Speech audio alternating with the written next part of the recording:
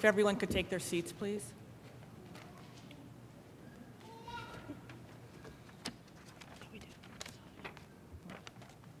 Is the flag here? Yeah, we do.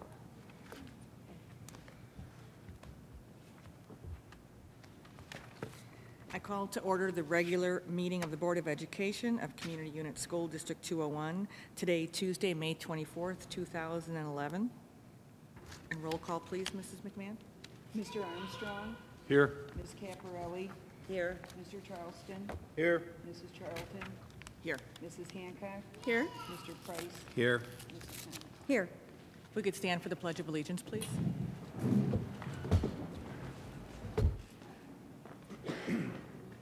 To the flag of the United States of America and to the republic for which it stands, one nation, under God, indivisible, with liberty and justice for all.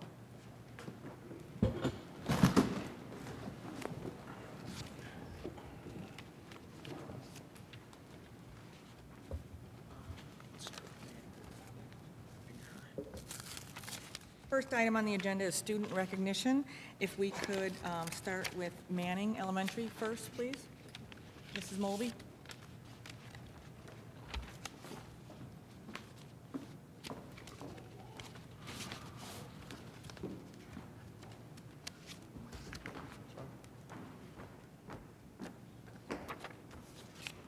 Good evening. Excuse me. I'm so pleased to be here this evening to honor 3 students from Manning School. And this is for the NCTM, which is the National Council of Teachers of Mathematics Award. And let me give you a little bit of a background on this award. The students take part in a contest 3 different times during the year. There are group contests and also individual contests. And tonight we're going to honor our top award winners, our top winners for the individual contest. And Luke Gifford, who is not here this evening, is our winner for 4th grade. And we want to congratulate him and his parents, Krista and Bruce. And our 2 5th grade winners who happened to tie. And I know it from a very good source that these 2 students out of the 3 contests only got 1 wrong.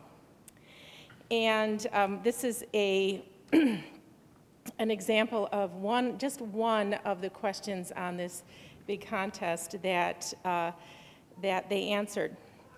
Cole is driving on a road trip with his family. Cole drives 3/8 of the trip. His stepmother drives 1/6 of the trip. His uncle drives 1/3 of the trip. His cousin drives the remaining 67 miles. How many miles was in the whole trip? Now there are 24 questions like that on the contest. And I am so pleased. If you do know the answer, please email me and I'll let you know if you're right. And I'd like to congratulate our 2 5th grade tie winners, and that is Ben Ledwan, and his parents are Brian and Stacy, and also Dan Letko, and his parents are Joe and Mary. And boys, would you please come on up?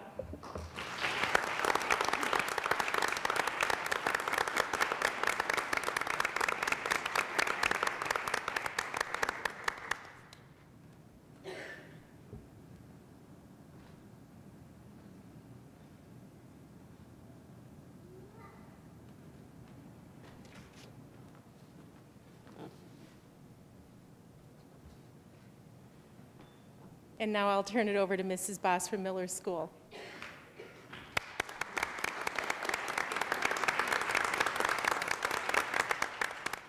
We also hold this same contest at Miller School, and it's the same questions, the same contest, and we are also extremely pleased to have 2 winners from our Miller School.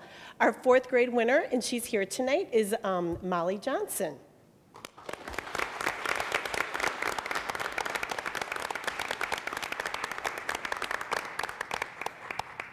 And we also have our 5th grade winner here tonight, and it's Carrie Slaga.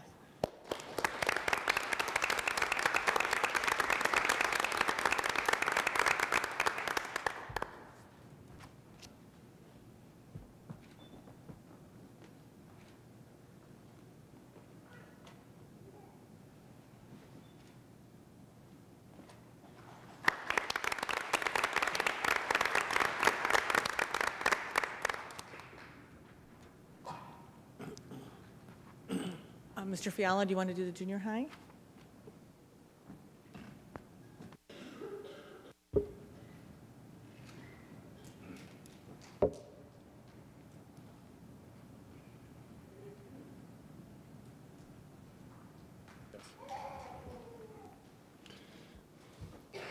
Every year, the Illinois Principals Association of DuPage County sponsors a breakfast to recognize 2 students from your top grade level in any DuPage County school.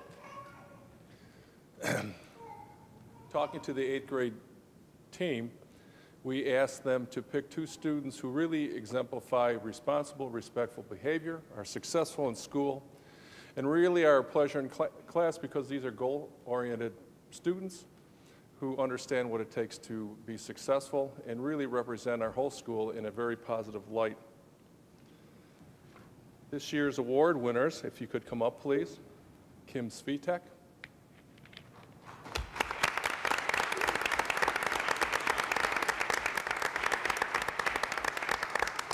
Mitch Vito. Mitch.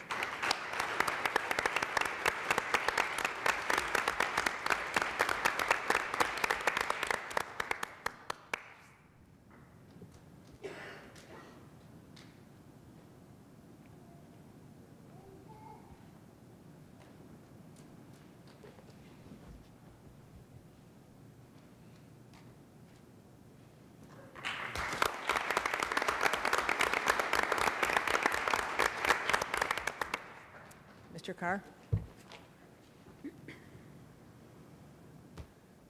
Well, I've been on this stage a number of times, and this is always one of my favorite opportunities to recognize the success in the Sentinel community. It's a truly unique opportunity, and I think it's one of those that, as I close out the school year every year, giving these kids that really have had a wonderful experience, whether it's a particular event or, in most of the cases, a high school career worthy of recognition, of calling them forward. This time I'm going to recognize for you and introduce to you our valedictorian this year. So if James Bigley would please step to the stage.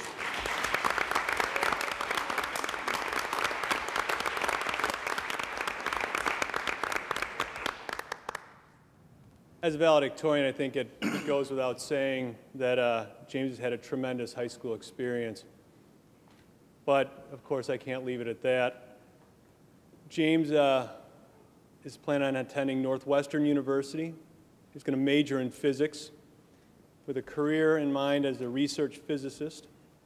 And here's the laundry list of accomplishments, and this is not all inclusive, but this is what I could fit on the page. He was an Illinois State Scholar. He was in the National Honor Society. He was a Student of the Month. He was a National Merit Scholar semifinalist. He's a member of the National Spanish Honor Society. He's a state qualifier on our 8-person math team. He was the winner of the National Science League Biology Test in 2008, 2009, 2010, and the Chemistry Test in 2010. He was an All-Conference Scholastic Bowl member. He was a 4-year golf team member. He was Mr. Congeniality in the Mr. Sentinel competition. And his playing of Guitar Hero was truly extraordinary. His fondest high school memories at Westmont High School of his AP Calculus class and his near total domination at the Scholastic Bowl Conference meet. His parents, Dale and Linda Bigley, are, I'm sure, quite proud of him.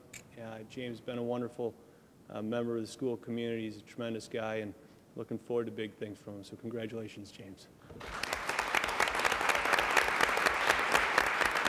I'm going to ask James to stay up here as I introduce the salutatorians for this year. So James, if you could just move over. James gets to be in the spotlight a little bit longer than everyone else. Our first salutatorian, we have co-salutatorians this year, is Jana Flint. Jana.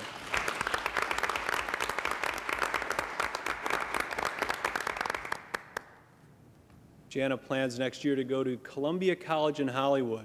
She's going to major in film and television production with an emphasis on directing.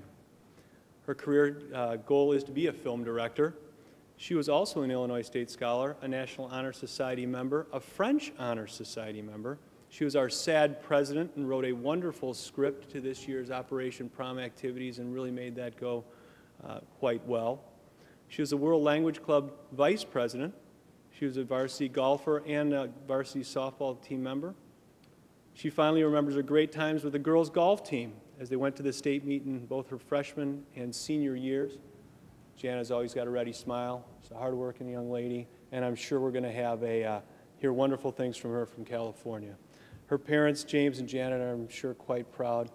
And congratulations, Jana, on being one of this year's salutatorians.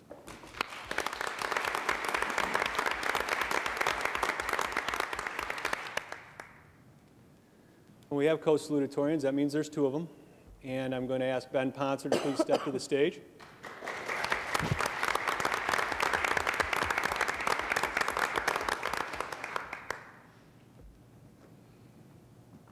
Next year, Ben's planning on going to the University of Illinois at Champaign-Urbana. He's going to major in business. When I asked him what he plans to do with a business degree, he said he plans on going into accounting, but that could change. Ms. Durbin insists that it won't. His accomplishments include, but are not limited to, being a member of the National Honor Society, the Spanish Honor Society. He was a varsity golf team member in 2010 and an Illinois State Scholar. Ben has many wonderful memories of high school, but when I asked him what his fondest memory of high school was, he remembered about a week before when he went on a field trip with the accounting class. So amongst the many things, the most recent are amongst his favorites. Ben's a really entertaining guy, very thoughtful, very clever, and I'm sure his parents, Mark and Nancy, are very proud of him as well. It's a wonderful group of kids, and they represent their classmates well in the classroom and as members of the Sentinel community. So congratulations to all of you.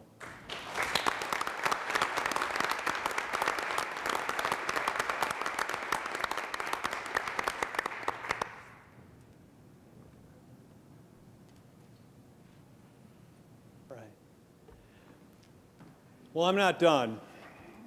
I have, each year, our Business Professionals of America group does an outstanding job in local competition at the state level, and it seems that each year we're sending students to the national competition, and this year it's no different. We sent 5 students to the national competition this year, and I'd like to recognize we have 3 of them in attendance this evening. I'm going to ask all 3 of you, Allison, Jeff, and Andy, to come to the stage.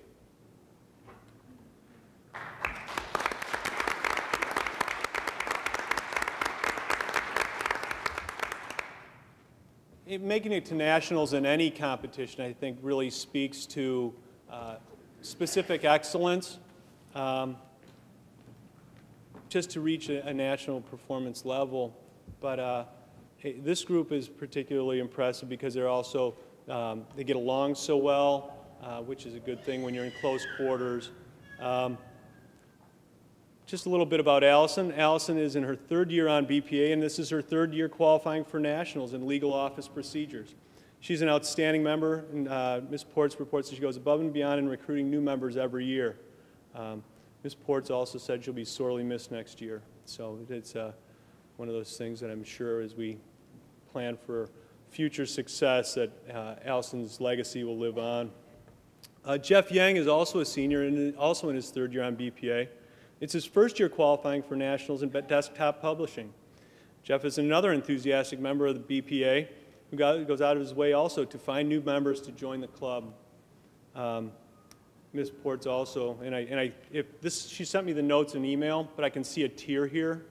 He'll also be missed next year. And then 3rd, we have Andy Garcia. She won't be missed next year at all because she'll be back here. She's in her 3rd year in BPA, and this is her 1st year as well qualifying for nationals in medical office procedure. Ms. Ports reports that she's a ball of energy and brings great enthusiasm to our group, and she looks forward to Andy being a real leader for next year. Joining this team was Caroline Smirkowski and Nikolai Misic, who have had a wonderful experience in the BPA as well. It's a really powerful group for us, and it speaks to both our extracurricular and academic excellence. So congratulations to all of you. Thank you.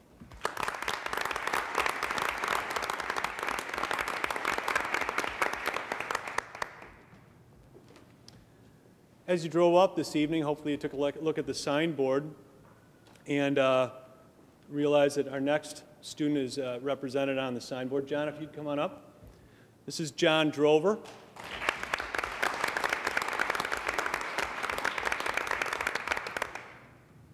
John's in his second year at TCD. Last year he was in construction trades, and this year he's in landscape design.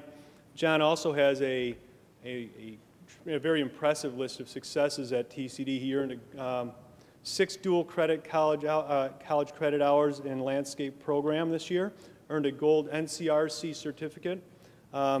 He was one of 4 chosen in the Illinois Growmark Essay Contest on Cooperatives, which he received a $150 scholarship.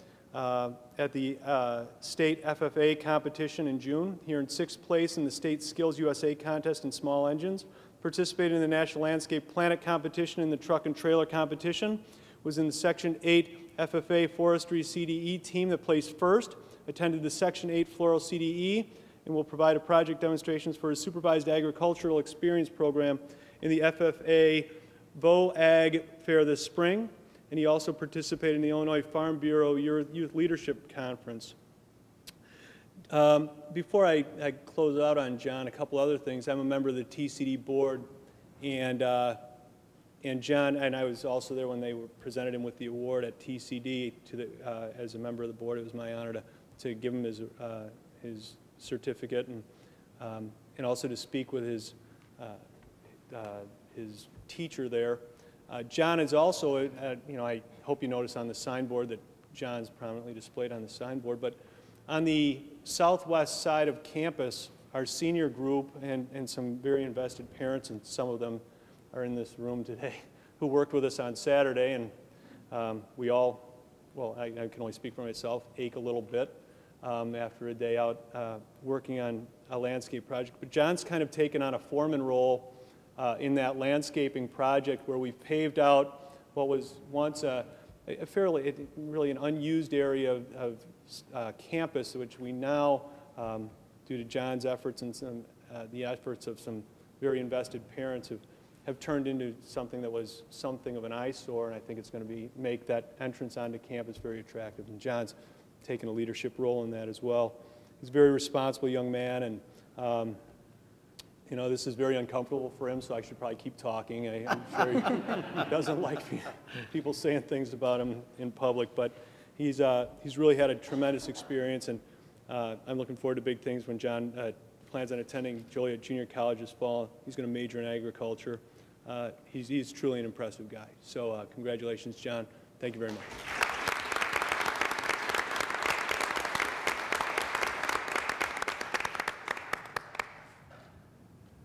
And finally, I'd like Sarah Sternard to step forward, please.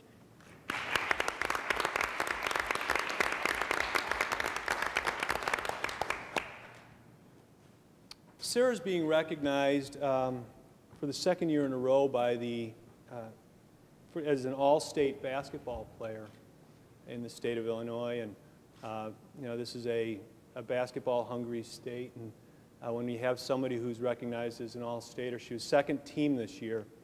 That's pretty elite company. Anyone who's had a chance to see Sarah play over the last 4 years of varsity basketball really can appreciate her dedication to the game, and you see in game her intensity. Clearly, a very skilled player, some of her statistics don't necessarily speak to that, although they're very impressive. She averaged 16.5 points a game this year, 6.3 rebounds and 1.8 blocks. And in a lot of those games, she didn't play a lot of minutes because we were utterly devastating teams. So she didn't get to play a ton of minutes. But over her career, she averaged over 1,500 points. No, she accumulated 1,500 points, which is truly a very impressive mark. you know, but, you know, when we were in the state tournament, and I went to several of the games. In fact, I think I made all of them, but it didn't really matter that I was there. It mattered that Sarah was there because, you know, in pretty tough situations, she truly played like a warrior, and I think that was recognized by the coaches in the state because I think it's very impressive that Sarah was recognized as an all-stater for the second year in a row. So, but before we start applauding, I'm also going to take this opportunity to recognize Sarah was also selected this year as our Senior of the Year. It's an interesting process that we have, and of the 9 students of the month, we then select a Senior of the Year from those 9 candidates, and Sarah was selected. She's had a tremendous high school experience, and yeah, we're going to be very pleased as you go off next year to follow your accomplishments. So congratulations, and thank you. And thank you all for everything you've done for the Sentinel community. Andy, you're the only one coming back, so you got a lot of work to do. So thanks. Congratulations.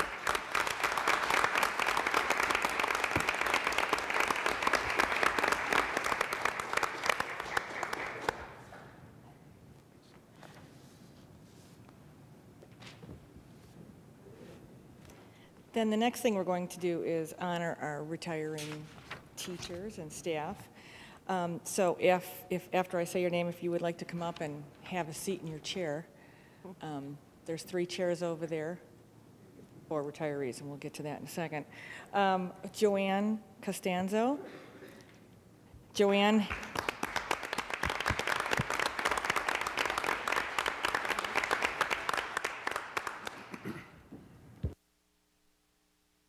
Ms. Costanzo has taught first grade at Miller during her 17-year career with CUSD 201.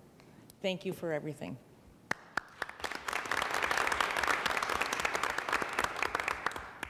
Kathy Murphy.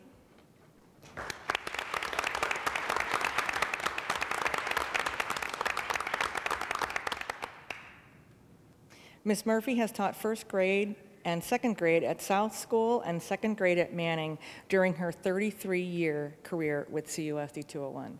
Thank you.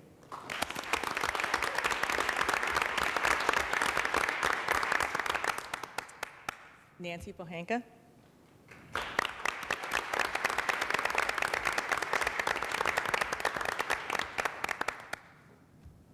Ms. Pohanka served as a special education teacher at both South and Manning schools, and then as a first grade teacher at Manning. Her career with CUSD spans 31 years. Thank you.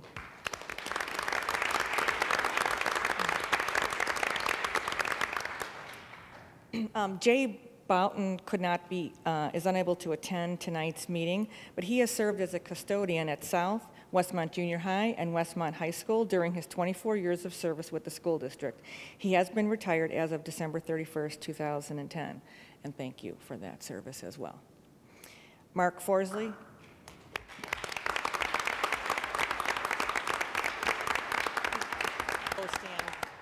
You go stand near the ladies. Mr. Forsley has served as both a math teacher and assistant principal from 1987, the assistant principal from 1987 through 2000 at the junior high school, as well as a math teacher at the high school for 1 year. His career with CUSD 201 spans 36 years. Mark Forsley has generously donated the cost of his retirement gift toward the purchase of a plaque naming the Commons at the junior high school in honor of Mr. Keith Becker, who served as the principal of Westmont Junior High from 1977 until June of 2000. Thank you.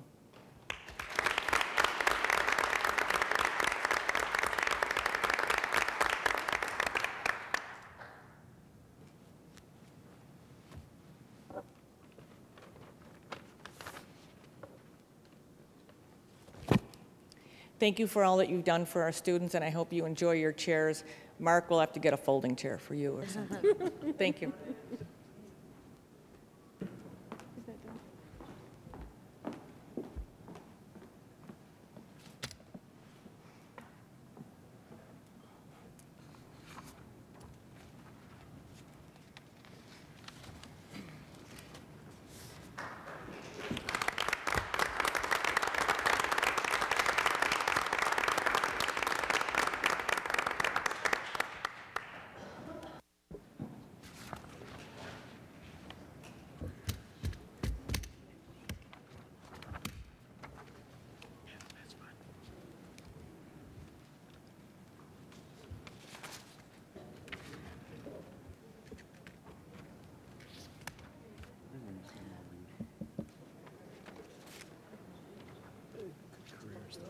It's nice to see.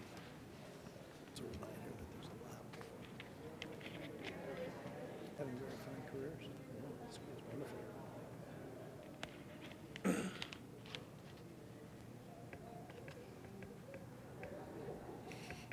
This stands on top both ways. Anyone who's remaining, if you want to move on up, there's plenty of room. Okay, the next item on the agenda is the approval of minutes. The chair will entertain a motion to approve the minutes of the May 3rd, 2011 regular meeting of the Board of Education as presented. So moved. Second. All in favor? Aye. I abstain. Motion carries. The chair will entertain a motion to approve the minutes of the May 3rd, 2011 reorganization meeting of the Board of Education as presented. So moved. Second. All in favor? Aye. Aye. May 10th, the chair will entertain a motion to approve the minutes of the May 10th, 2011 regular meeting of the Board of Education as presented. So moved.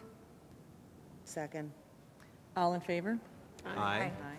I abstain on this one. Actually, I didn't abstain on that last, on the May 3rd. I didn't intend to.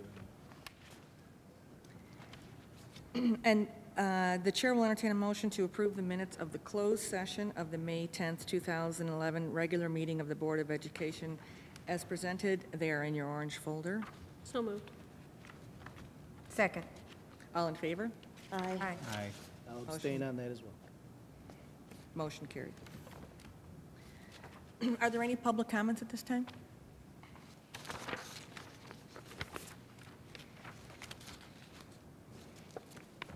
If you could state your name, please. Okay. Just put the card at the end of the table, and then we'll get it. My name is Greg Twarog, and tonight my topic is on the Climate Committee, bullying and cyberbullying. Both bullying and cyberbullying are not just a local or state issue, but instead is a much larger international issue. But until we, the people at the local level, admit, understand, and educate ourselves on bullying, it won't stop, but instead will spread to epidemic proportions. Bullying knows no bounds. It spreads over all racial, cultural, religious, and sexual orientations, as well as intellectual boundaries through the internet and its devices. Cyberbullying is a new enough term that laws have just begun to acknowledge it for what it is. And yet we have all heard the effects and effectiveness cyberbullying has on a victim coming from a bully or bullies. Worse yet, this type of bullying may start in a school from schoolmates and quickly through a cyber device like a cell phone in class, halls, or common areas can become intercontinental before the end of the school day, using a communal space such as Facebook. Sometimes when the victims feel overwhelmed and this overexposed, they choose the ultimate escape, suicide. There are no current policies in our books for these new scenarios like these. Does this make it less important? Lack of policy does not mean there are no victims. It does mean we leave ample opportunities for bullies to go unchecked. This can no longer be our district policy. Both politicians, Mayor Rahm Emanuel of Chicago, for his heritage and skin color, as well as our nation's president, Obama, for being biracial, have publicly admitted to being bullied in school. A climate committee needs to be an integral part of us going forward. It also needs to be taken seriously by this board, as I have faith that it will, to make the necessary changes to help protect our children and future of this community. I look forward to a quick and productive response. I have located a fully functional, low-cost program online at www.everyfamilymatters.org. Follow the link to get the free PDFs and timelines for the setup through the Michigan Department of Education. They claim in as little as 8 production hours, we can have our fully functional and maintainable climate committee. If our largest investment in this project is time, then we owe it to our children to waste none of it and move forward quickly. Thank you for your time. I also have a copy for each of you. I think there's a couple of extras, but you're welcome. Thank you. Mr. Twarg. I hope that you do volunteer to work with the Climate Committee as soon as that is set up. Absolutely. Thank you. Thank you. Any other public comments? Then the next item on the agenda is the consent agenda. In your orange folder is an additional piece to number 2, the resolution to dispose of district property. This one is from the junior high. Are there any I have some questions on questions.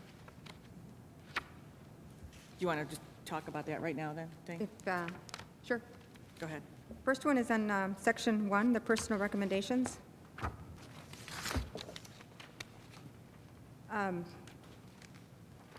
Do we, will this person be replaced? Yes, this position is a speech language pathologist, and so that's driven by IEP minutes. And because, you know, the person is resigning, taking a position elsewhere, but we're still going to have those students. And so we're not adding additional personnel, it's just merely replacing somebody who's resigning. Thank you. Second one is in section 2, the resolution to dispose district property. Is there a cost to eliminating this property? There will be no cost to the district. Right now, we're seeing if Deos TCD can use any of the equipment. Mike Mayoros has reviewed all the equipment to see anything that his department can absorb.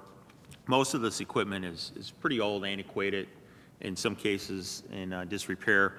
We'd expose ourselves to liability if we were trying to sell the equipment, but we have consulted some companies to remove the equipment for us and actually would pay us in the process. And so rather than costing the district money, the district would actually receive some, you know, not a significant amount of money, but some money for the removal of the equipment.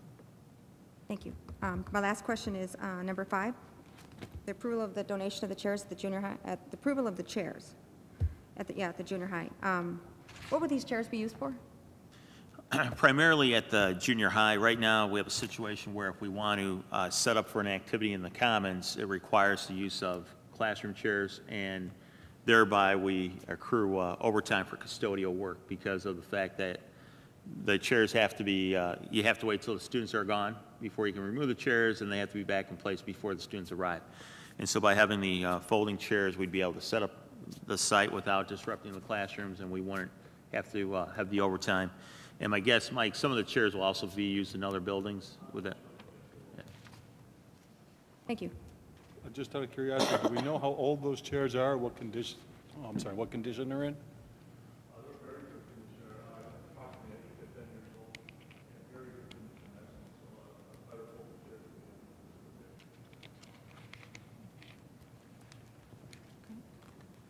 Any other questions? I just have a quick question about number 2. What happens to the space where all of that equipment is coming out of? Right now, the high school is looking at moving, we have an early childhood program at the high school for part of our child development class. It's on one of the second floors. What would you call that space, Steve?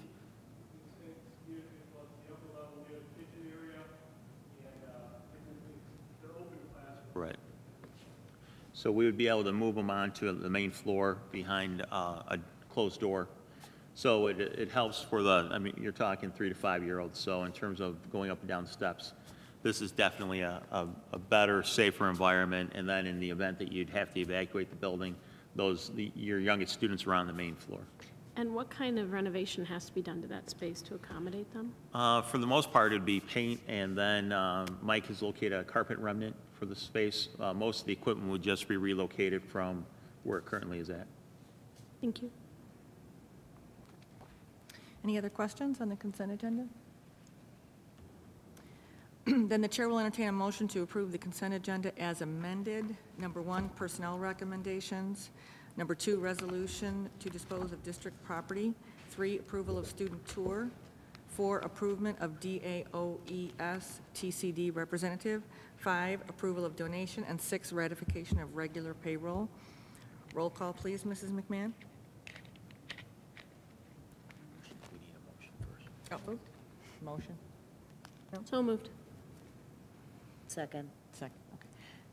Mr. Armstrong? Yes. Ms. Caparelli? Yes. Mr. Charleston? Yes. Mrs. Charlton? Yes. Mrs. Hancock? Yes. Mr. Price? Yes. Mrs. Thomas? Yes. It's worth noting a thank you to Buttry for the donation. Yeah, we'll move out to the Oh, okay. chairs for the board decks. So the next item on the agenda is the board docs presentation, and if the board could move out to the chairs. We're going to have to lower our screen. And so for the board docs and then also for the PLC presentation, we'll be sitting in the auditorium of the chairs.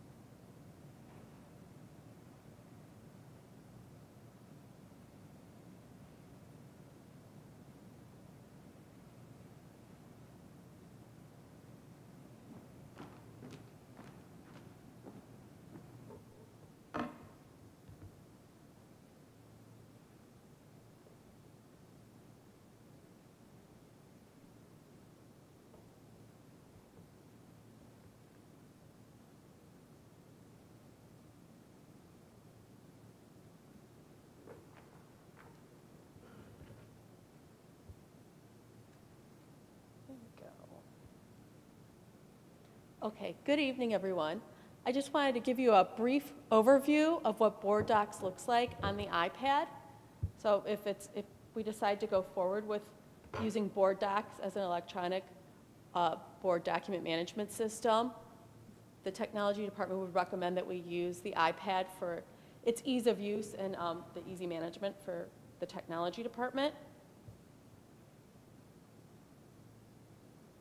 So what we're going to do tonight is just take a look at another school district's public site. So this is what people would see when they go to your site. So we would link this to our Board of Ed page. And you can see over on the left-hand side their current meetings. They also keep a list of all the previous meetings. You would select the meeting that you want to go to. And then over to the right, you can see that you have a view agenda or print the agenda.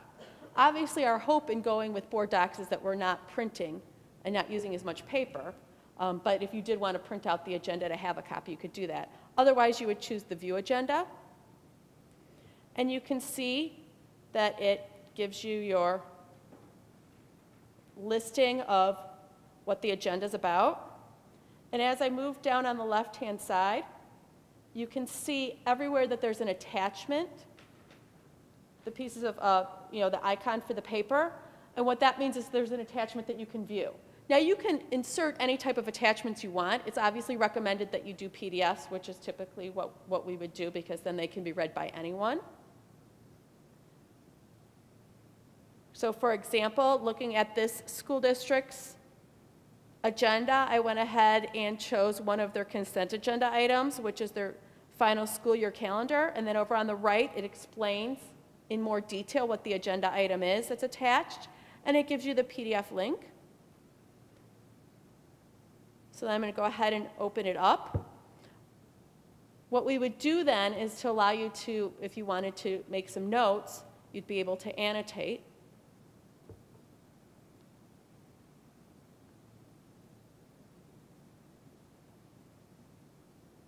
You can see with this, you can do some things such as highlight. You star. This app that I'm showing right now is a free app. It doesn't have the note section, if you see up in the upper right-hand corner, the post-it note section working, but I would go ahead and purchase that app, and then you'd be able to use that piece as well, so that you could put a sticky note on it. You can actually go ahead and write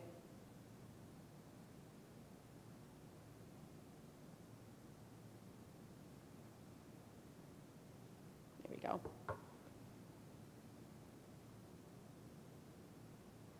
Now, in addition, what would happen is you would have, as a board member, you would have a login.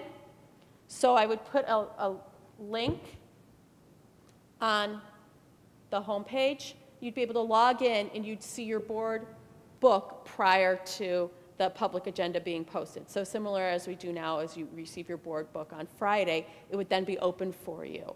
What the other feature that it allows is that you can decide there's different levels. So there's an executive level, which would be your board members. There's an administrative level. So if there were other items that Mr. Carey wanted the administrators to see, or there were items that he wanted the board members to see and not necessarily the administrators, so you can parse that out at different levels. And then obviously have the board documents that are available for public view when you decide to post that as well. That's about it. If you have any questions, I'd be happy to answer them. No?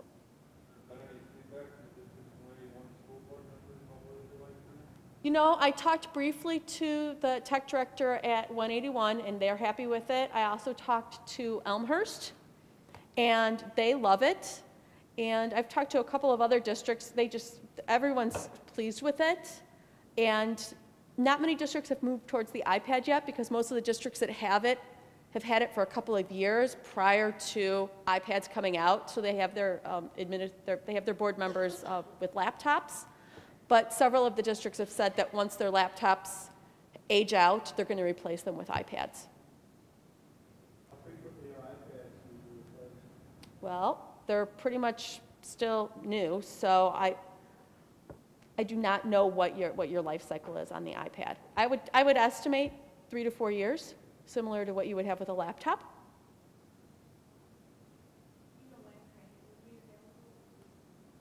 We could set that up with the rep for board docs is very amenable to any time, so whatever time worked with the board, it would be fine.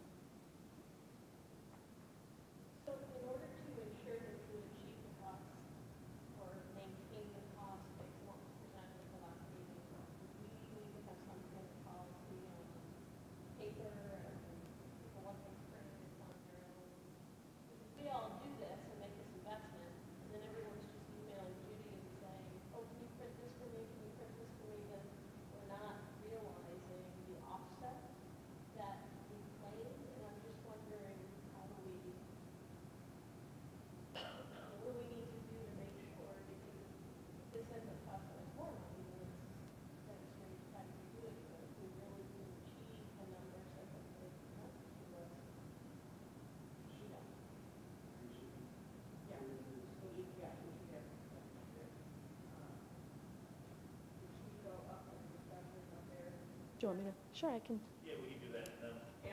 And then I'll move you back, sure. Yes, sure.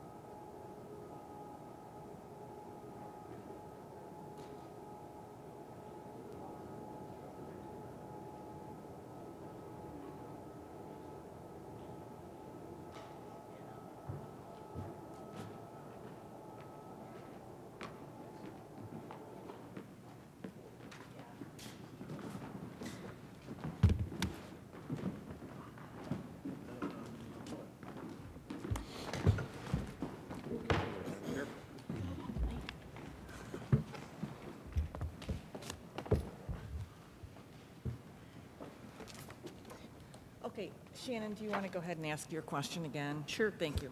My question is regarding policy, a board policy related to how physical paper would be handled in the new electronic world. So for example, if we move to this platform and then Judy is still getting half a dozen emails to print different components, are we really achieving the offset or the cost savings that so far has been shown to us? And how do we handle that? Because if it's more expensive than what we're doing now, this would, potentially not be the right time. But if the numbers really are true and fair, then I think we just need to make sure we're controlling some of the variables. And I think that's probably got to be part of the board discussion before ultimately this was brought to the board for a decision. The board would want to have those discussions if indeed it would mean that anything that paper-wise that needed to be printed was up to the board member, it was their own cost, or if there would be a caveat for, printing, X number of pages or something, and then in turn we'd be able to take a look at those costs and kind of give you a more accurate cost of what it would be. But the goal would be to go, paperless. That would be ultimately the goal. That's where you see the greatest cost savings. But again, that would have to be, a board discussion, because obviously some people are going to be more comfortable with just, the electronic version, and other people are more comfortable with paper. So that would be a discussion that the board would have to have. Well, and if people wanted to print at home, will we be able to do that from the iPad?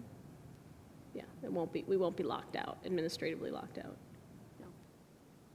So you basically log in over the internet and like download the most recent board agenda, board packet, say on Friday, like it would typically be delivered?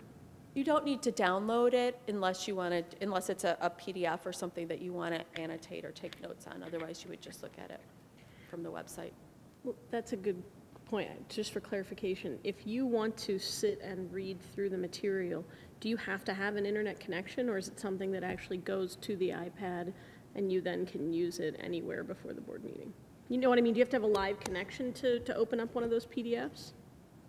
Well, once it's open, you can then store it on your iPad. So you do have to have a live connection, At some you point can you- then choose to. At some point, you do need a connection, an internet connection, yes, to access it. But you can pull it down and then leave it on there so you can access it later time. So help me understand this. So it's kind of like an iPhone with that connection? Exactly. You know how which is how I showed it to you tonight. Everything I showed you was actually offline. So if my house, it's connected to my internet, I have to have Wi-Fi in order for it to work at my home? Or does it automatically have internet connection No, like iPhone? you would need to have internet. You would need to have Wi-Fi at your house, or you would need to go somewhere that has Wi-Fi.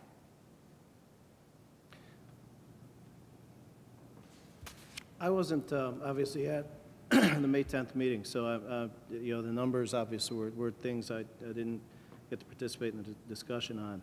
But so, in terms of the costs, you've got a startup cost for 8 iPads, but if I wanted to think about the real annual cost, I could actually sort of bleed in the cost of buying new iPads every 4th year. Correct. It's like an extra $1,000 a year if I were building an escrow to replace those, right? Well, that's anticipating that the cost would remain the same for the Yeah. iPads. Yeah. Potentially, it could Understood. be, in 4 years, could be less. Or, yeah, depending on functionality, could be more, but I mean, it's a number. And then in terms of the savings represent time savings with respect to putting together the books, particularly with secretarial. Is that fair? Secretarial and courier. Yeah, well, so courier is separated out. Courier's the 582 and paper is 251. And we're talking about, are we talking about 8 books? No, we do. 10? How many are there? I believe on there we listed 16 books. So would there, okay, so 16 books. How many actually would go to iPads? Well, the iPads would be for each of the board members, and Okay. then our administrators that also get books already have laptops, so they would just use So their. they would They go would to use their laptops. laptop. And also just to point out the 8 iPads they're only 500 apiece. So you're only talking Yeah. 4,000. So. It's so- not 8,500 because that so includes the other costs. So there's 16 going out, but they're all going out electronically. Correct. Would that, okay. But then the secretarial savings is actually just sort of time not spent copying and collating? Is that what that is? Part of it is time not spent copying and collating, and part of it is additional help. Okay. Additional help. How much additional help is in that number? I am not sure. I don't have the paper in front of me. And Dan, that varies from book to book, depending upon, if we know there's going to be a really large board book, we may have Donna State come in and help us put that together at certain times throughout the year. So that's like, so that's sort of temp work at a Yes. $1 per hour kind of thing? Yes. Okay. But so, you know, of that number that's estimated for savings, 54 or whatever, how much of that is time and how much of that is dollars out of pocket? Probably at least $2,000, $2,500 at a minimum out of pocket. Okay. So, because the time, Right.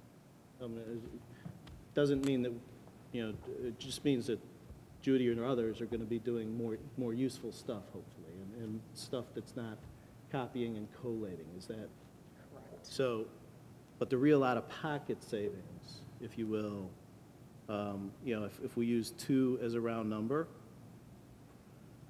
and we take the paper and the courier stuff, it's about, you know, $3,000. Is that fair? Yeah, I mean, it's difficult to estimate. No one's kept track this year or in prior years exactly how many hours we were, you know, paying our temporary help to collate books. So, just round numbers, though, is that, you know, if 5,400 is the total savings, 2's out of pocket, we got just shy of 600 in courier and 250 in paper.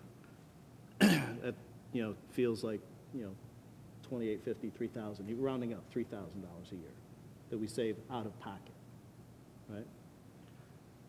So, but the annual cost of the license is $2,700. The upfront cost of the iPads and accessories is $4,800. And if I really want to understand the cost, I still have to replace that equipment every 3 to 4 years. So there's a number that if I want to hold it, I think, fairly annually, you have to build in a reserve to replace that stuff. Is that Sure, reasonable? sure. So it feels like we're out of pocket. Not that it's not less efficient, not that it doesn't create time to do more productive stuff. I think it's just, in order to be, you know, open and straightforward, we just have to say we're out of pocket. The question is just whether or not it's useful and productive out of pocket, whether or not there's value, you know, to the tune of, you know, call it $1,000 a year. Is there value for that $1,000 a year that we're basically spending out of the operating budget? And I think that's how. Does that feel like a fair kind of question for me to wrestle with? Is $1,000, you know, worth? That's kind of the question I'm being asked to deal with, right? I think there's 2 other factors that I think about. One is security. Okay. I think this is more secure than the method that we currently use. Okay. And I think the other factor we need to consider is that Mrs. McMahon spends a lot of extra hours Oh, absolutely. Absolutely. in her position that we're not accounting for. Dan, I think one of the other things, at least from kind of the business office perspective, is the ability to go in and search for certain types of documents with other school districts and see how they're doing certain types of things.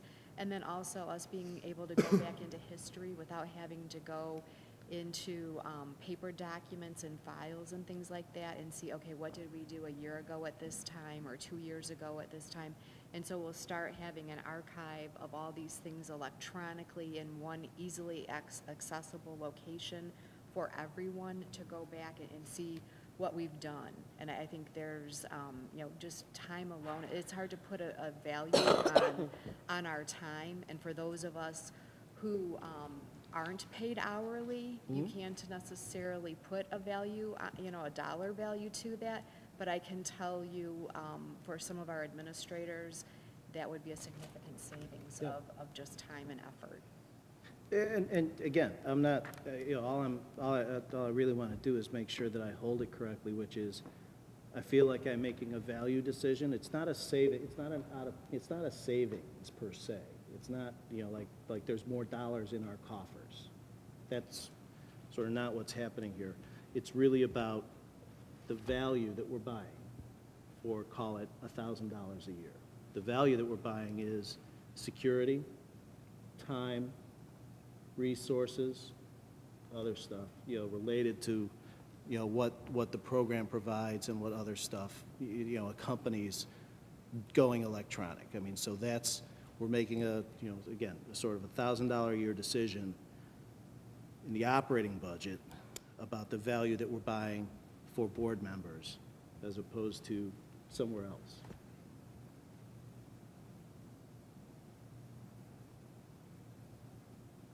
Okay, I mean, those are my questions. I mean, I think for me, it feels like great value. It feels like very solid value.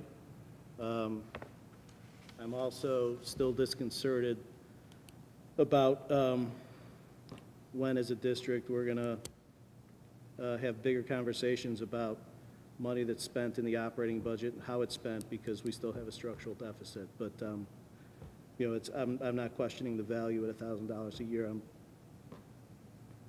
It segues to a different conversation that's a harder conversation for me. I guess I would say that I think that I probably agree with some of what you said, but I think there has to be a value, a dollar value placed on the time of the people that go into this. So when we were having the discussion last time, I think that was discussed, in that this doesn't feel like we're spending $1,000 on the Board of Ed. This feels like we have value to the people that are working on these documents, not just for the board, but for the district. And that was part of the discussion that happened before, that there is a dollar amount for that, and that the work that goes into putting this together is not just for the Board of Ed. So obviously there has to be a conversation about money. There's no doubt that's happening, but the conversation that happened before was that there is more than, I think, before us than just purchasing these. So I just wanted to reiterate that there is absolute value in people's time, and there should be a dollar amount attached to that. I'll just add that I do, I pretty much support this idea. I think overall, even if it's dollar neutral, it still is a smart move. I mean, frankly, I have about 6 boxes of paper in my home, and, maybe the district should be paying for off-site storage. I don't know. It just seems like at some point you reach your limit, and I would much rather have easier access to go back and look for things, because I do occasionally go back, and boy, trying to find something in some board meeting, and you think, it'd be great to be able to search for things that you want to locate, and I think that's a certain value for us. I mean, I know we're not paid, but my time is valuable to me, and I don't think this is going to necessarily cost the district any more than what we're doing now, so. Well, I mean, the numbers just, no question about the value that it creates for administration, no question about the value that it can create for my personal life and all of the paper I also have on the floor in my office upstairs. But it's not dollar neutral. There is, because we do have to replace this equipment, and because there is an annual cost, and because part of the savings that we're talking about here really aren't per se out-of-pocket savings. They're savings related to, you know, part-time help and other stuff. It's not dollar neutral. There is dollars going out the door. The real question is just whether or not there's appropriate value for it. It doesn't, I'll just say out loud, it feels like there's appropriate value for it. It very much feels like there's appropriate value for it. I think it leads to, again, we're negative, and we're spending operating dollars, and so for every operating dollar we spend, it's an operating dollar we can't spend elsewhere. So it's just a decision that we have to make out loud about this is where we're going to spend our $1,000 a year in operating dollars. But that operating dollars, if we're paying for people to do things, that's operating dollars.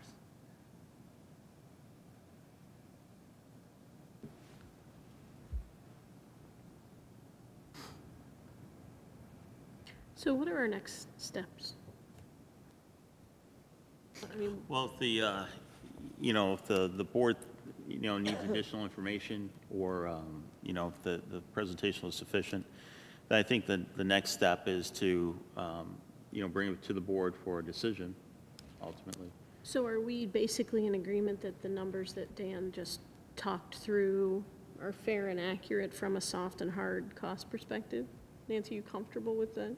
Those numbers, basically, hard cost, soft cost, and this is what it looks like? Sure. So basically, what we're talking about is the $1,000 a year in hard cost worth the soft benefit of the time of the people who usually do that work.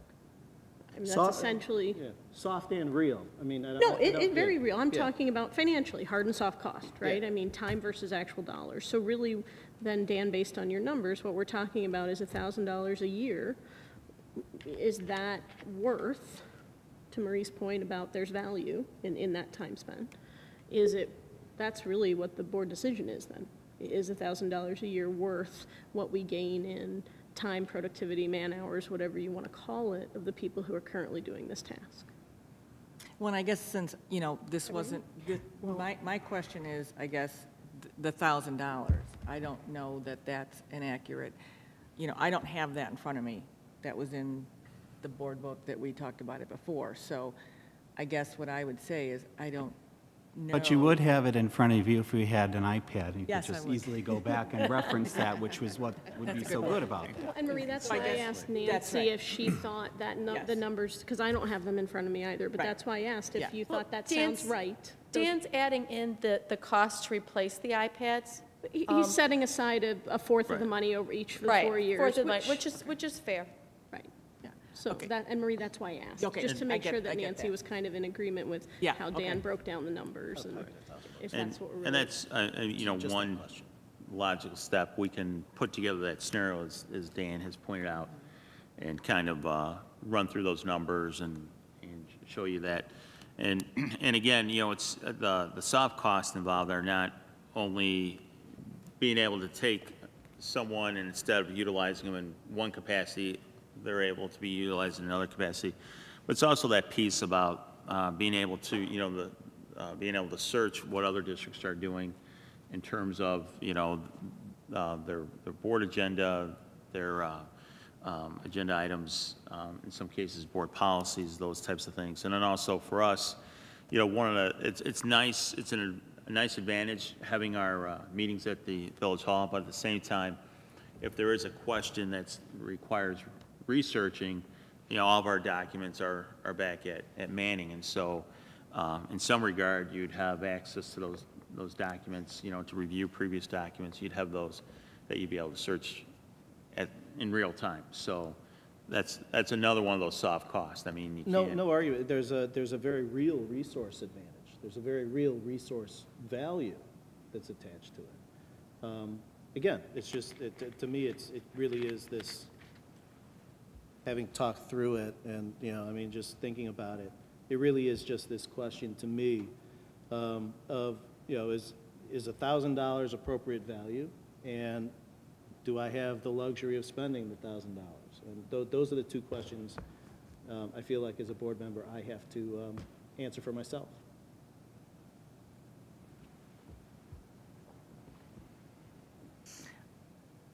Do you want, are we looking to, we're not voting on this tonight, but do No, we want no, this to is have it just at discussion. a discussion item? Do you want to put it on the agenda, should we put it on the agenda for the next meeting as to have to vote on this? Is that what we want to do? Are there any more discussion on this topic? Did you get your question, Shannon? And we can Yeah, bring yeah. that, you know, the cost the way that Dan is suggesting, we can bring that as well. I mean, it's a real conversation. I certainly, as Joel mentioned, I support it completely. And Dan, you characterized it as a, you know, a luxury, but I don't know that I'd go quite that far to say a luxury, but, you know, it is a decision. It's a monetary decision as well as a productivity and all that kind of thing. So we should just look at the numbers in as pure and fair a light as possible and make decisions based on that, with things categorized, and so that we have a really good sense of what the actual dollars are versus time. Should we do that? Sure. Okay. Okay. Anything else? Thank you. Thank you. Thank you.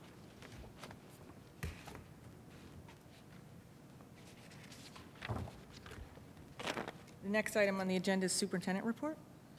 And I hate to do this, but you're going to have to, for the first part of it. It's amazing hearing we- And then we'll move back up here for the discussion.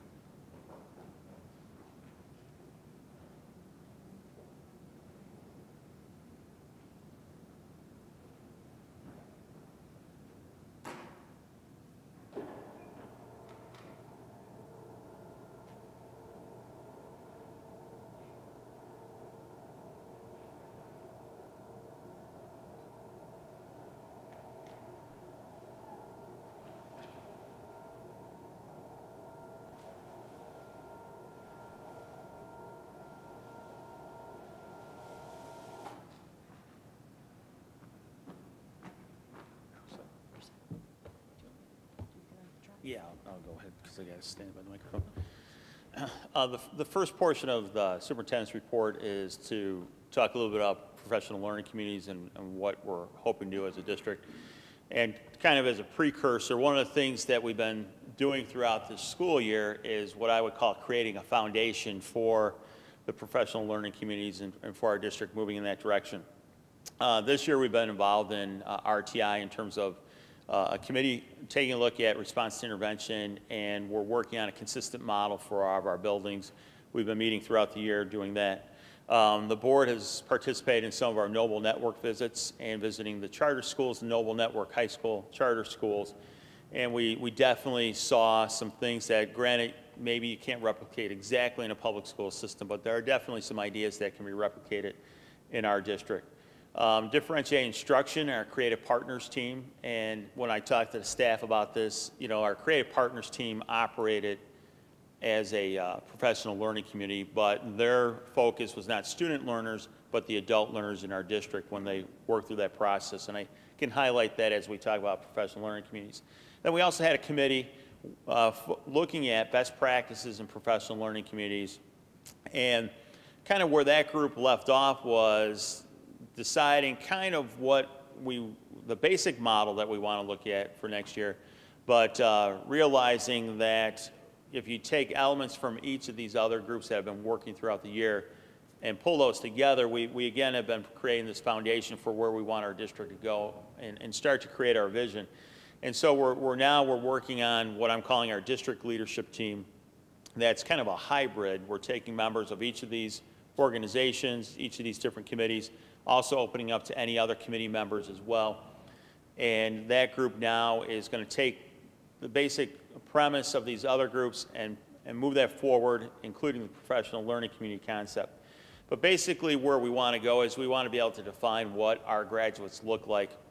And when we first started strategic planning, one of these statistics I share that's a little bit startling is like many school districts, we're very proud of the percentage, the high percentage of students that we graduate at. 90% of our students will graduate. Is it, Steve, about 94% will go on to a 2 or 4 year college? So again, statistics that when you look at it, okay, we're doing the right thing. We're preparing our students for that next step. But then you look at the national statistics, and what we're being told is only about a third of students who enter college actually have the skills that they need to be successful. And the same thing is true of students who are going into the work world. So even though we have all these schools across our country saying, hey, look at us, we're graduating all of our students, we're doing all these great things, the reality is they're not really leaving us with the critical thinking skills that they need. And so that's what we want to start identifying, is what are those skills our students need to be successful. The state of Illinois is having us look at the Common Core standards and making sure that they are embedded in our curriculum, and so that's another piece, another thing that we're going to need to ask our teachers to do. When you start taking a look at where you want your students to be at the end of senior year, well, naturally then we need to know where they need to be at the end of their junior year, which also tells us about the start of their senior year. And so we want to start taking a look at exit and entry criteria for all of our grade levels, even to the point where we can start talking to parents of students who have yet to enter our schools and talk to them about some of the things they can do at home to prepare their students so that they can meet our entry criteria as they enter our district as kindergartners. And then the bottom line is assessments. We have to be able to assess on a regular basis where our students are at. And so the initial question, and we're going to tie all these things together, is, you know, what is a professional learning community? And that's what I want to talk to you about. And I think a professional learning community pulls together 3 big ideas that have been the focus for us this year. If you look at each of those 4 groups that have been working, these are the 4 ideas, or rather the 3 big ideas that are common among all those groups. Number 1, learning is important for all students. We want to make sure all of our students learn. And rather than, you know, what's constant is all of our students need to achieve. And then we, you know, just time and support. If you look at RTI, that's what RTI is, providing additional time and support for struggling learners. If you look at what the Noble Network was doing, they were all about the students achieving. That was what was common. How you got to that point was what was allowed to be adjusted, and so the time and support for those students. Differentiated instruction, again, talks about time and support as the variable, but all students learning. And then that's the premise of professional learning communities. A culture of collaboration. Teachers need to be able to have time to talk to one another about teaching and learning in order to have the impact on the classroom that we need. And so that's, and again, that's RTI, that's the Noble Network, that's what's going on with PLCs.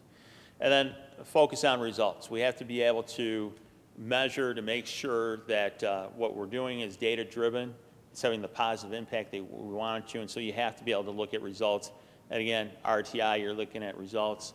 Differentiated instruction, you look at results. The Noble Network, they were very result-driven. And so those are the 3 big ideas that came out of everything that we're doing this year, and then also it's the premise for professional learning communities. I think this quote kind of sums up why PLCs.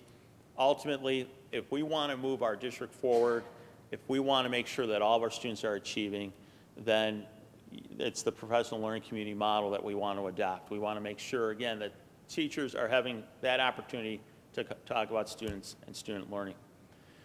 The 4 critical questions of professional learning community. Number 1, we need to know what we want our students to learn, and that gets to, again, that exit criteria. Where do we want our students to be at the end of every given school year? The assessment piece, how do we know when they're there? How do you know when they learn it? And then how do we respond when they don't learn?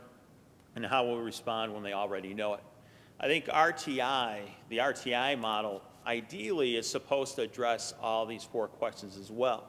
But I think one of the problems with RTI is we have a tendency to focus on those struggling learners. And so a lot of times, question number 4, we're really not asking that question, or we're not getting to that question, but rather we have a tendency to focus on the first 3 questions.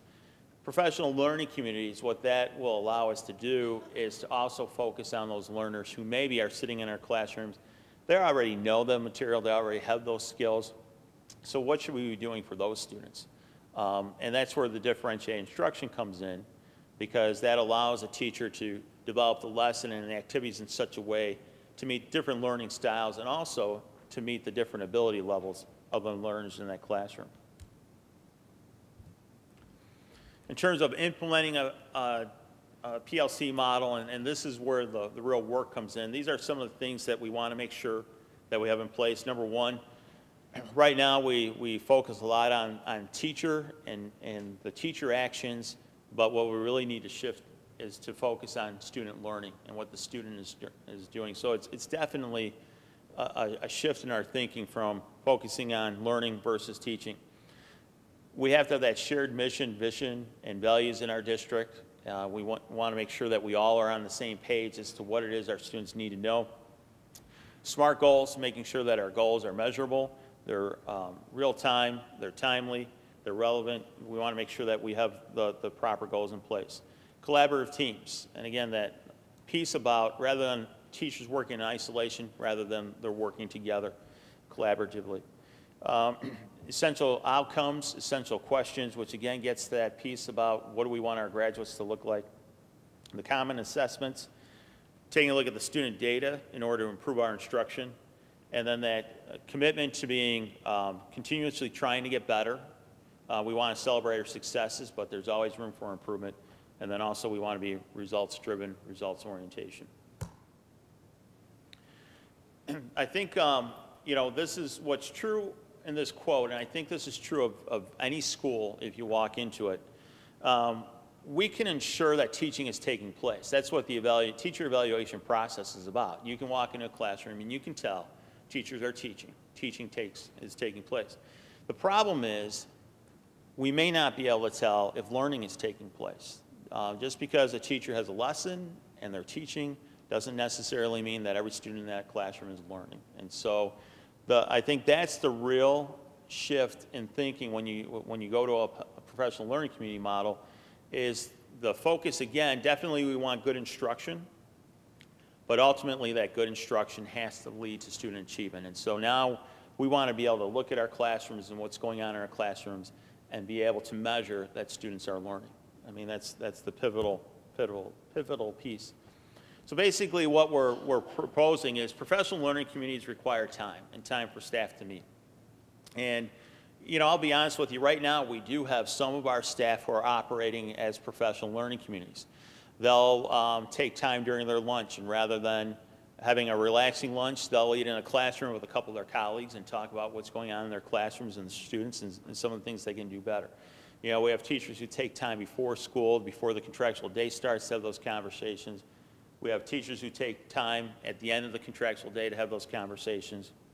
And so we already have teachers who do that, but what we need to have is it happening on a regular basis. And already, and I'll be honest with you, our teachers, if you take a look at our teachers, you know, many times the teaching profession is criticized for, well, you know, you only work 8 to 3.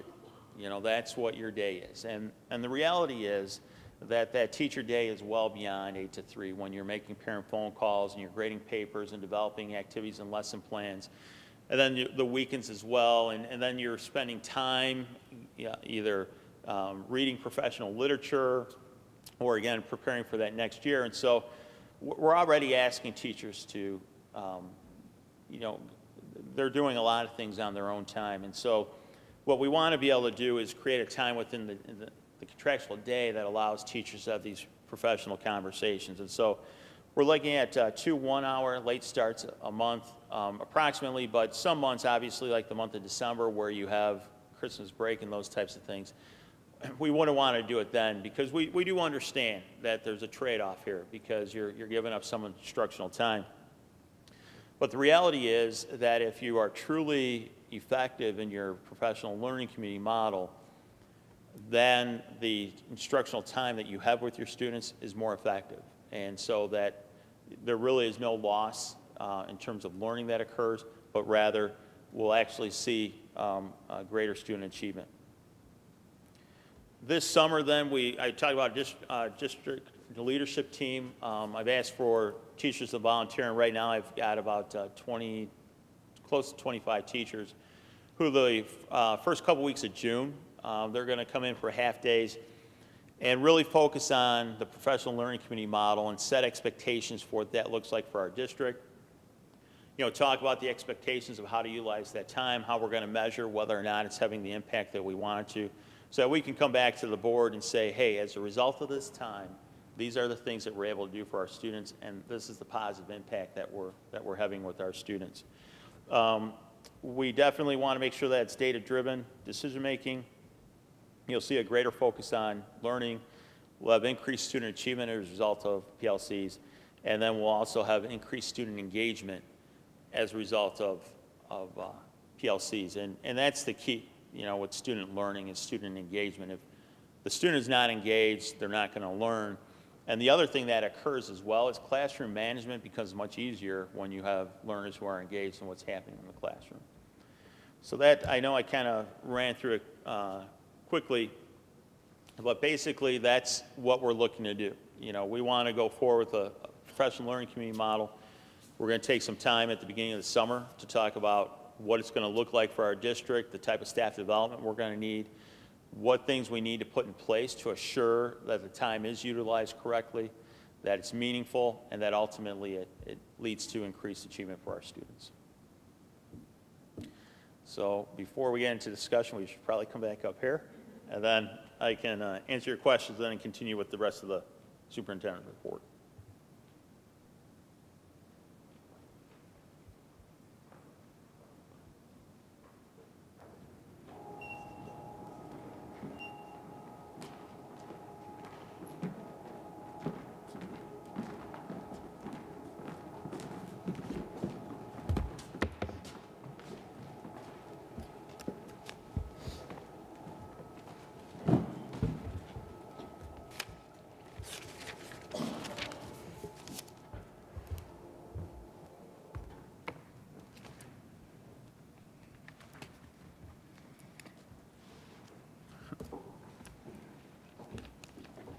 So before I move on, are there any questions about?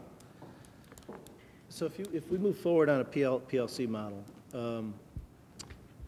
like how long does that last? Is that a sort of in perpetuity model for working, or how does that work?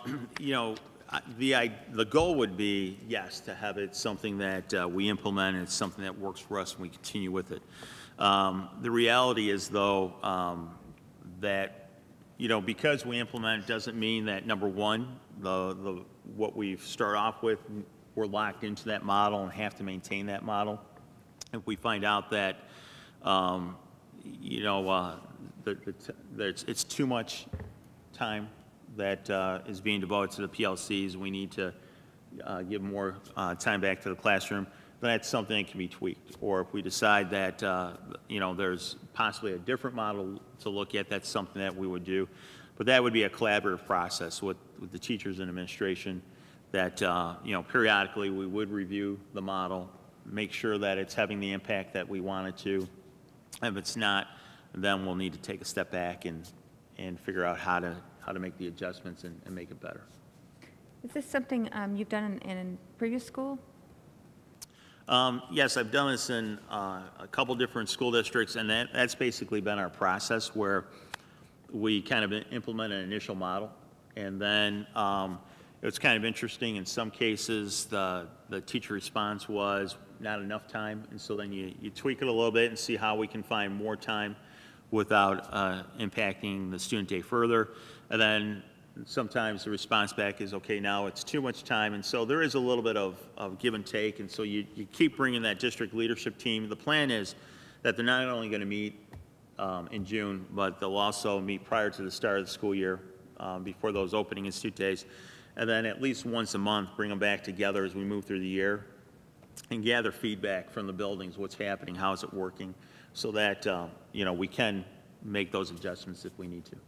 Kevin, you were talking about 2 one-hour late start times a month. That's for the entire school district? You're talking all the kids? Right. Okay, that's kind of a burden on the parents, isn't it? Right. I mean, that's, you know, that's one of the negatives, definitely, because of childcare issues. but we're hoping that if, with enough lead time, that parents will be able to resolve that. You know, that unfortunately, there are some downsides to it. I wish it could be all positive, but that is one of them. And would that be continuing every year then that we were operating this model, or is it just for the initial year to get it rolling, or is that? Well, that's what we would do initially to get it started, and then, you know, we'd take a look and see, you know, what time we think we need for the subsequent year. You know, if we think that that model's working for us, it's working out well, then we would maintain it, or if we think that it needs either, you know, to be moved back a little bit, we would. So we would work on those things. Is there any way of implementing that on the Teacher Institute days or the SIP days or anything like that? Well, the problem is already with Teacher Institutes and the school improvement days, those agendas are already pretty full, you know, and for instance, the SIP days, the focus should be on school improvement. And so what this focus is more, ideally, and it's going to take a while to get to that point, but ideally you want teachers to talk about students and student learning, you know, what's working, what's not working. And there's two ways that we want to be able to do that. One is within a building, within a grade level, but we also want to have opportunities for buildings to talk to one another, different grade levels, different departments, because you know, there was that transition in our district from elementary to junior high to high school, so there needs to be conversations there. And then also between buildings as well. If we want to truly have that consistent curriculum, then you have to afford people that opportunity to talk about students and learning. That was actually going to be one of my questions as well, was to the extent, to what extent our curriculum conversations, both curriculum alignment and you know, curriculum standards, to what extent do they get folded into these PLC conversations? And that's going to be part of that initial process because, you know, when you start talking, you know, one of the first questions you need to answer is what do our students need to know? And so that's where the standards, the Common Core standards, what we're currently doing in our buildings, that has to be part of that conversation. And so that's initially, those are the conversations that are taking place. Because just in practical terms, like right now, we're built effectively for a curriculum that fully meets state standards. Common Core are new and broader in many respects. So, you know, I guess, you know, to the extent that curriculum questions are going to be addressed in that context, it would be helpful to understand just as we deal with this question of curriculum, its nature, and alignment between between all of the buildings, you know, that we just simply articulate out loud how that's happening. Mm-hmm. And if it's within the context of the PLC, that's great. I think it's just worthwhile to understand how that's gonna fold in. I'd like to add to that I think in terms of what we're looking at here, I would definitely be interested in getting an update because I really like the piece about talking about the difference between teaching and learning because it is an interesting dialogue to have. Are the students learning? Because we take these snapshots at different times, whether it's report cards or test scores and that. But the question is really, are they learning? And so if this is something that we could, that would give us some feedback on that, I would be very, very interested to hear how that would work. I imagine that before this was put together, you looked at, you know, having after-school meetings, but is that a contractual issue? Or are there other ways of doing that? Because that, you know, Gary brought up a good point in terms of too late starts. Is there something that can be done to help our families who might have a hardship in that in terms of, I don't know, reaching out to the community to help or something that would help on this? And, you know, that's, in terms of, you know, you have your contractual day, and so you're trying to work within the contractual day. There was some discussion in terms of early release versus late arrival, and the feeling was that it would be more productive to do the late arrival versus an early release. You know, Grant, I don't know if you want to speak to. You want, Please. you want to come up here, please? Sure. Thank you. Because I just wonder, we've heard from our community in terms of helping out. Is there some way we could tap into something? Obviously, it's a completely different scenario for a high school student as opposed to an elementary school student. So just trying to answer those questions. We'll start out by saying that the committee work, we examined a number, Mr. Carey obviously brings a number of perspectives in implementing PLCs, and we did examine a number of models that are there. And, we see models that range from meeting weekly, as frequently as once a week, to, less frequent meetings. And certainly, schools implement that differently. Some schools have the students arrive and then they're supervised in various ways. In much larger schools, that's a possibility. Again, as Mr. Carey says, in the course of that conversation, we really felt that a late arrival would be probably the most effective scenario for us. The whole concept, again, to provide that time for the professional dialogue to really create a cycle of continuous improvement, I think is where, this data-driven is where we're trying to go with this. So from the standpoint of when it happens, we did examine quite a few models, reached out to a lot of neighboring districts to gather information, look at and see when these are happening. And again, they are happening during that school day. Combinations of late arrival, early release, and frequency, again, in some places as frequently as once a week. Would this effort supplement or sort of replace or overlap with CAC work? I think, the CAC work would be separate from this. Okay. Does this, since we're having 2 late starts, possibly, does it extend the school year? No, we bank enough minutes in our school day, and so that we're able to do, late starts, and you don't have to add time or days. And if, because especially at the elementary level, we have multiple teachers teaching the same class. And the data piece of that would be pretty obvious to see somebody's doing really well. How does that pan out with the person who's struggling or not doing as well? Well, you hope, the purpose of teachers sitting down and talking, the hope is that, teachers are looking at how their students are performing, in terms of meeting the various standards. And if they see that the fact that maybe their students are struggling at a point, and other teachers have been very effective to have those conversations. What are you doing differently in your class than I'm doing in mine? And start taking a look at the lesson plans and some of the things that are happening, and to hopefully then start to implement some of those same strategies. So, that's the whole idea of the professional collaboration, is to take a look at how we're doing things and how we can do things better. Kevin, I have a question.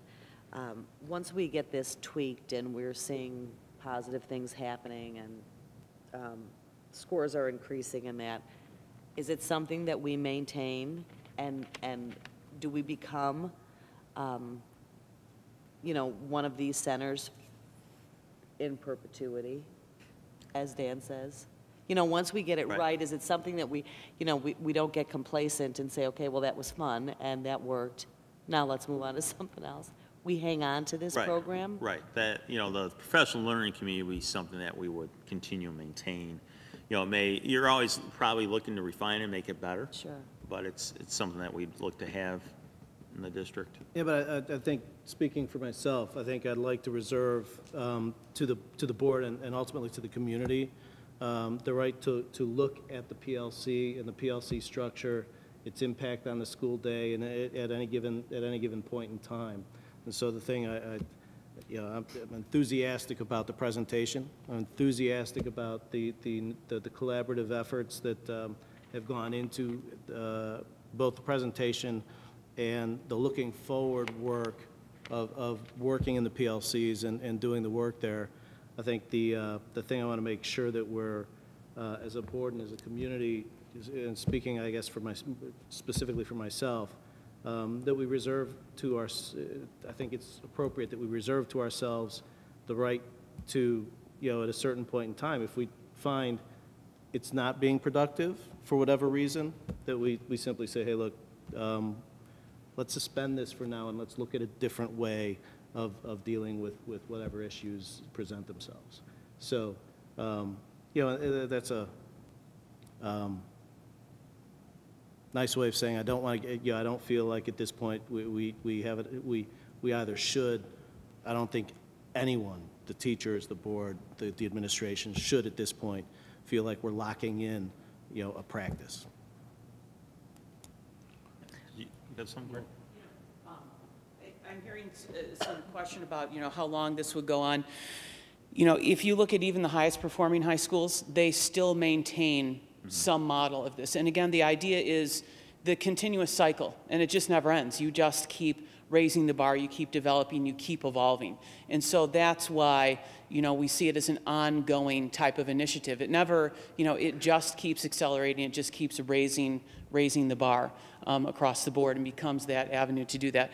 And I do want to say that the work that's been done has been very collaborative. It's been very healthy working with Mr. Carey and administrators and teachers at the table to take a look and examine these models and see how it would really work best for our district. So that's been a very positive conversation. We're looking forward to moving forward into the summer work to flesh out a number of these details. And reflection is a big part of it, as Mr. Carey had mentioned earlier. We have to continually be reflective about, is this working? From a teacher standpoint, frankly, the last thing we want is to be in a meeting that is not productive to our teaching or the success of our students. That's the last thing that we're looking for. We're looking for, completely the opposite type of initiative here. So that's a little bit of where we're coming at it from the standpoint of an instructional and a teaching standpoint. I would have to say that I am also, very enthusiastic about trying to find a better way for our students to learn. Again, I go back to that same thing. If that is obviously that's our goal. I guess I would have to say that, and you brought up something very good, that this is an ongoing thing and it's worked at many high schools. The thought that I'm thinking of here is I would like us to see if we can figure out some logistics to help our families in terms of how this will affect their day. Because right now, there's almost this built-in time that people understand in terms of you leave the house this time, you come home in this time. Now, if we add in 2 days a month, I can hear almost the feedback in terms of, well, how am I going to make that happen? If I have childcare or if I have sitter arrangements, and again, that doesn't affect high school as much because, frankly, half of the kids drive or that. But I guess I would just like to look at the logistics because I agree with what you're saying. I think it's, nobody wants to be in a meeting that's not productive. But the second piece of that has to be, we have to kind of look at the logistics that are entailed in that. And I guess that's why I asked that question about, is there, contractually, is there a different time to do this? I mean, time is of the essence all the time. There's never enough time. So I guess I'm just trying to think about that avenue because it's true. It sounds like this initiative would just really be a boost to us tremendously in terms of, like what Diane said, see if somebody's got something that's working, let's share it. But if I guess we have to look at it from all different sides too. So that's my question, is the logistics of how that would look to the average family in our district. Kevin, you mentioned a pilot. Did you say rolling it out in a pilot type of a situation first and then it would go to the broader all schools or something like that? No, Is that no, what you thought? I think what I was referring to is, this is what we'd like to roll out. And Okay. it would be something that would happen of all our buildings. But then, as Dan suggested, though, nothing says that we're married to it or tied to it, that, you know, we would take a step back, you know, review it, make sure that it's working the way that we want it to, and then make those adjustments necessary. You know, if it ends up being too much, you know, release time, then, you know, take a step back and make those adjustments, so. But in terms of how it would be rolled out, we'd want it in all of our buildings. Okay. Kevin, I have a couple questions. First, I agree with some of the concerns about time and late starts, and we have a lot of working families, both parents working. For the elementary and potentially junior high kids, could be even a financial impact to families, so I do think we need to make sure that we're over-communicating everything if we're even thinking about doing something like this, just to try and have it be as smooth and long lead time as possible. Not my question, but just wanted to make that comment. I have a couple of questions sort of related to something that Grant said. In every workplace, no matter what environment it is, you have very enthusiastic, I want to be better all the time change. You have a big group of people in the middle who kind of will go along and do, and you have a group of people who just don't get it and don't get on board.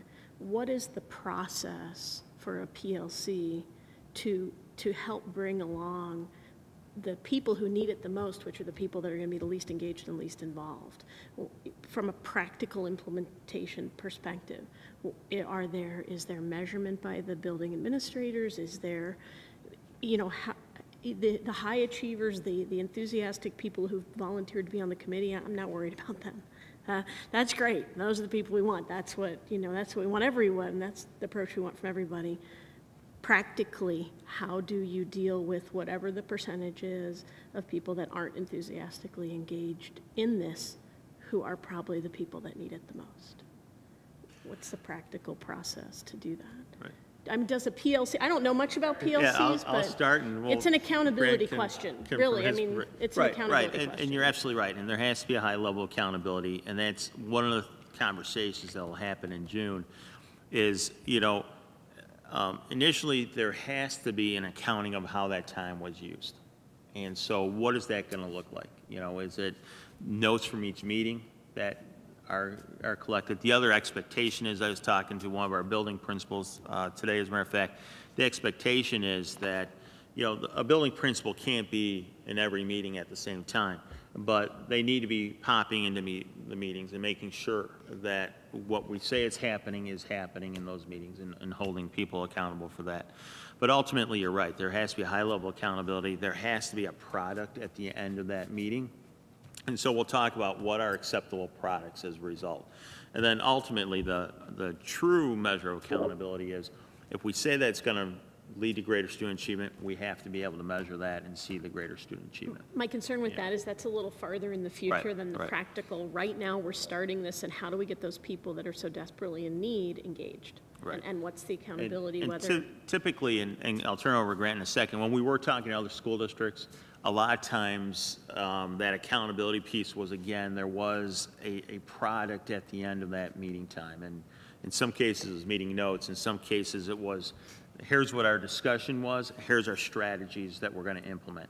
And then the reflection on what occurred after implementing those strategies. And so there was something that could be reviewed, so that even if a parent came in and said, hey, you know, this has been inconvenient for me, how are you guys using this time? We want to be able to show them, this is how this time is being used. You know, it's not just time for, you know, teachers to talk about, you know, what happened the night before, or their favorite TV show or anything like that, but rather, you know, teachers are working, you know, during that time. Can I ask a quick question, which is, like, that's a very good point. Is there any piece of this, because I think, Shannon, you brought up an excellent point, the people that you probably need this the most, would this be part of a review process, like person by person? Well, Just- Okay. Well, you know, yeah, accountability is a huge factor in this. Again, we want to make sure that the time we're spending, if we're gonna make this request of the community for, you know, an altered schedule to engage in these kind of conversations, to me it's very simple. The accountability is in student achievement, and the focus of these PLCs is directly on that data, and looking at that data and analyzing it and informing instruction, and that to me is a large part of the accountability piece. Now, how do we get everyone on board as much as possible? I think that we've invested a lot of time discussing and planning this, and there's certainly more work to do. That's the first step, is making sure that this implementation is as solid as it can possibly be, and that we do stay relatively flexible and adjust as time goes on through that first year and into that second year. But, you know, I think that in looking at this, you know, I've said data several times, it's also part of a larger cultural shift in our district towards, you know, the use of data on a daily classroom level. And so that then translates to accountability and a change in our culture. And so I think this is a piece of cultural change for us as well, and some transparency and collaboration between teachers. We saw that at Noble. I mean, that's one of the beautiful things about Noble, was that data is not punitive. Data is collaborative. You know, sharing data. And I gave this example in one of our meetings. If I'm assessing a student's understanding of rhythmic notation in choir, and Mr. Bufus is doing the same thing in band, I can sit down with him and, oh, my kids really don't get it, but your kids are awesome. How are you doing that? I mean, and that can go to any concept across, you know, any piece of the curriculum.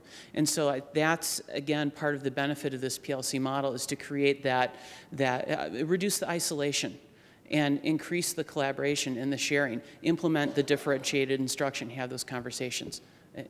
So one of my questions is about data also, because it's been mentioned a number of times. And one of the things that we are challenged by in this district is having enough information, but really more about having it sooner. So, you know, once a year at the end of the school year isn't going to cut it. And what we saw at the Noble Network was very impressive. It was also a very expensive private computer program that allowed them access to the data on a very close to real-time basis. I think that is what we should be striving for, but I'm trying to understand, in our current data management model, how are we going to offer up enough information on a real-time or as close to real-time basis as possible to be able to say, oh, look, you're doing great in this, and my kids aren't doing as great. What are we doing about it? You may not know that until, you know, July next summer. And those kids graduated. Right. What are we doing about that problem? Mr. Carey, you can certainly speak to that, but I think I want to point out what he had on the PowerPoint was assessment. And that's a key thing in looking at strengthening our classroom assessment. And again, the PLC is a venue in which to do that, to look at our local assessments and the quality of the data that we're gathering locally. Because you're right, our standardized data only comes, you know, infrequently, and sometimes you question the quality of that anyway. But you know, Mr. Carey can speak more to, you know, the work that we're going to have to do with our data model, you know, over the summer and going forward. Right, and that Grant's absolutely right. You can't wait until the spring of a school year to determine where a student is at, and so definitely part of the process is developing those assessments and giving those periodically throughout the year, so that it's just not one shot. And so I agree with the assessment, but really my question is about the results of the assessment. Right. I see and understand where the PLC is tremendously valuable to improving assessments and having them more regular and more consistent across, your perfect example, choir versus band. The question is, once you take all those assessments, where are you putting all that information? How are you aggregating it? And how are you feeding it back to all of these individual people so that there is real benefit? And that's where your PLC structure, I mean, that is the primary venue for that. But it's a data question. It's specifically a where are we putting it and how are we getting it back to them. It's not a PLC question. I think it is more a Kevin question about what is the path to get that information back to the people that need it to use it. But the teachers are giving the assessments, and the teachers have the data. So they have data on their own students, and then they're. But Mr. Sarr doesn't have data on Mr. Bufus's students unless we No, make but- it available. But I will. He will. Yeah. So we have a mechanism to make that available. Well, part of the work that needs to be done, I think, is looking at those structures and how that data is handled in the context of the PLC and that data sharing. Again, going back to the Noble example, which is the perfect tie-in, as Mr. Carey mentioned with the summer work, is what can we take from there? I mean, that's, data management is, something we need to look at. Yeah, it's a great software tool, and it works fabulously for them. Right, and there are other ways to manage the data, which for not as high a cost. And so, theirs was nice because it had a lot of the bells and whistles and did a lot of the color graphs and so forth. And our current student data management system, Skyward, can assist us with that. We're not going to get the real pretty graphs. We get the same information, it just doesn't look as nice, So that would then mean that teachers pretty much across the system would have to be using Skyward very consistently. Right. In the same method in order to get an apples-to-apples comparable output. That's a true statement. I don't use Skyward really as a third grade parent, so I don't have parent experience with that program, but I've heard interesting things, so it's good if that's it, but if we're going to go out to the community and say, hey, we want to take some time out of your workday, which is fine, and but we have to be able to say, this is how we're going to do it, this is how we're accountable to it, this is how things are changing to make it worth your time and money to have your kid at home an extra hour twice a month. There are communities that, and I know a community very well, that every single Wednesday they have a late start. The parents love it because it has a productive output. Right. We have to make sure. Sure. You talked about being very prepared for the rollout. Well, part of that is communication. Part of it is having the plan already put together and being able to say, oh, you have a question about data? This is exactly how it's going to work. Oh, you have a question about accountability? This is exactly how it's going to work. We have to have those answers readily available before this starts. Right, and speaking purely from the standpoint of the WTA members, I mean, we know that data is there. We know we have access to quite a bit of data. We know we can do better at developing local data. We're looking for, our collaboration here in PLCs is trying to find a way to really take as meaningful a look at data as possible. And that just came from looking at what's going on in Illinois and across the country in the PLC movement. I guess I want to add to this because of the Skyward piece of it. I don't know how to word this in a nice way. Skyward has had some inconsistencies on the parent side for some time. Teacher to teacher, it's not necessarily input or implemented the same day, the same time. Trying to get information is odd at best. What ensures in this instance that it's going to be more consistent? Well, part of it, again, it gets down to the expectations, and then also reinforcing the expectations. And part of it's a staff development piece, making sure everybody understands how to utilize the software correctly. And then, then there has to be that expectation. In order for the teachers to be able to look at that data has to be inputted in a timely manner. And then for teachers to, for Grant to share data with Matt, Matt has to hold up his end of the bargain as well. So, there's that accountability from your peers, but then also we need to make sure administratively that if the agreed upon expectation, it's not just what the administration says, but it's truly agreed upon expectation, then it needs to be made sure that's followed through on. I will totally piggyback what Diana said, and I think those of us that have used Skyward, when it's used correctly, it's a magnificent tool. Unfortunately, it's not across the board used very well, and so it then becomes an inconsistent tool because you really don't know whether you can rely on the information. So I would very, very strongly suggest I hear what you're saying is absolutely great.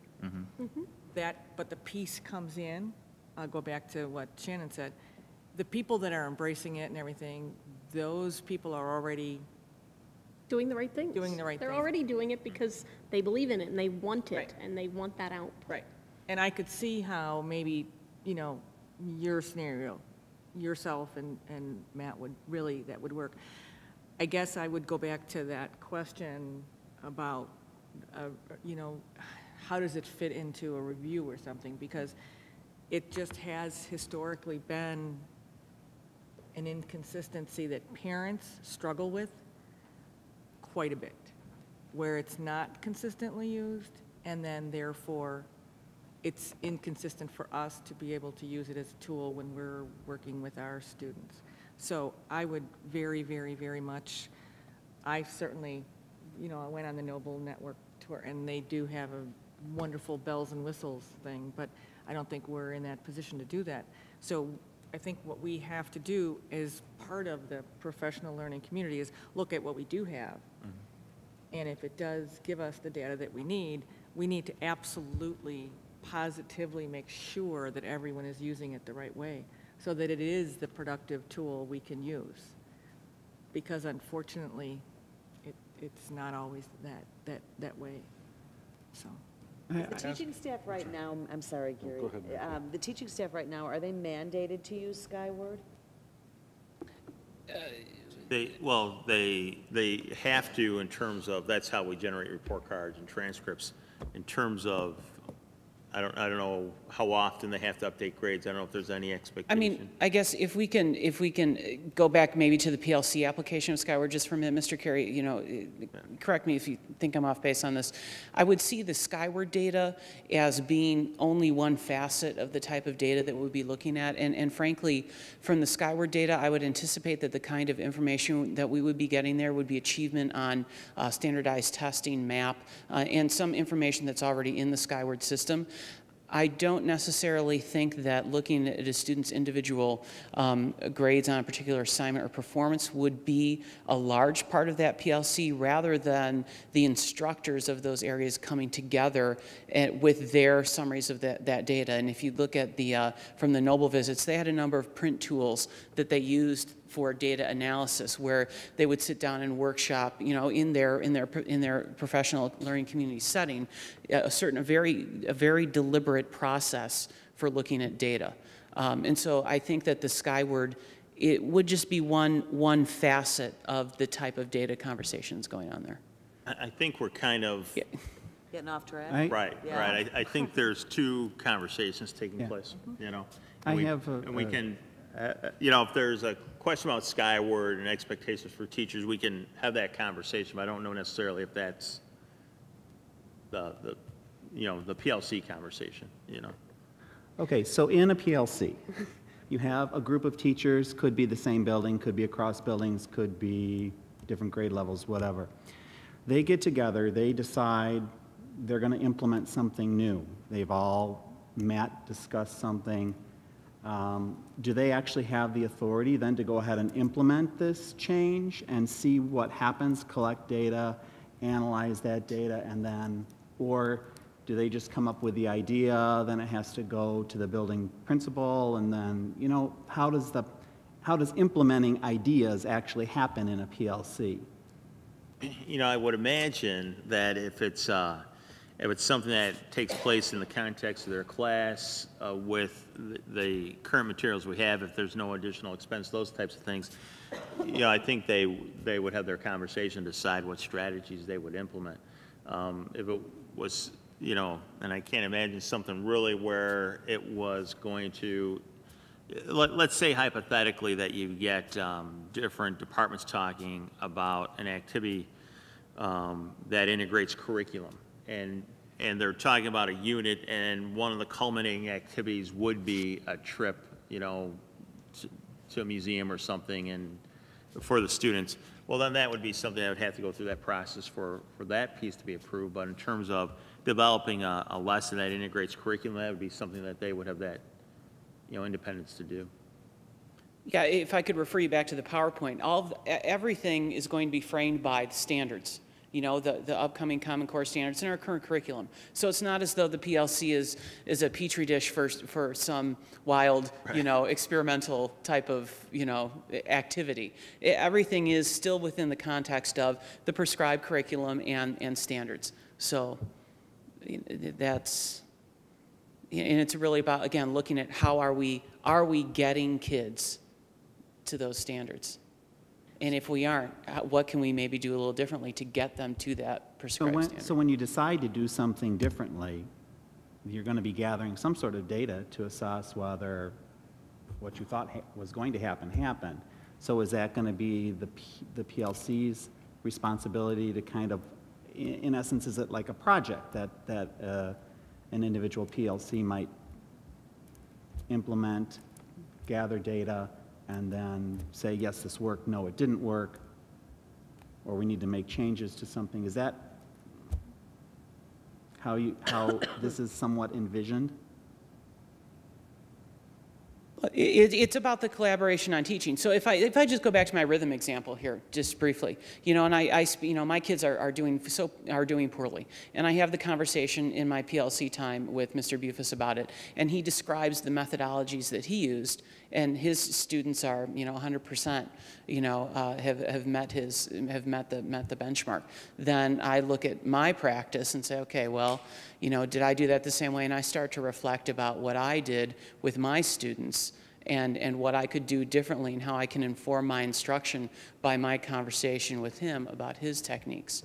Again, and it's a cultural, that kind of conversation is a cultural shift. And so, again, I think that's one of the primary thrusts. And that's where we incorporate all of the items, we've talked about our PACT Institute and SIP Day things.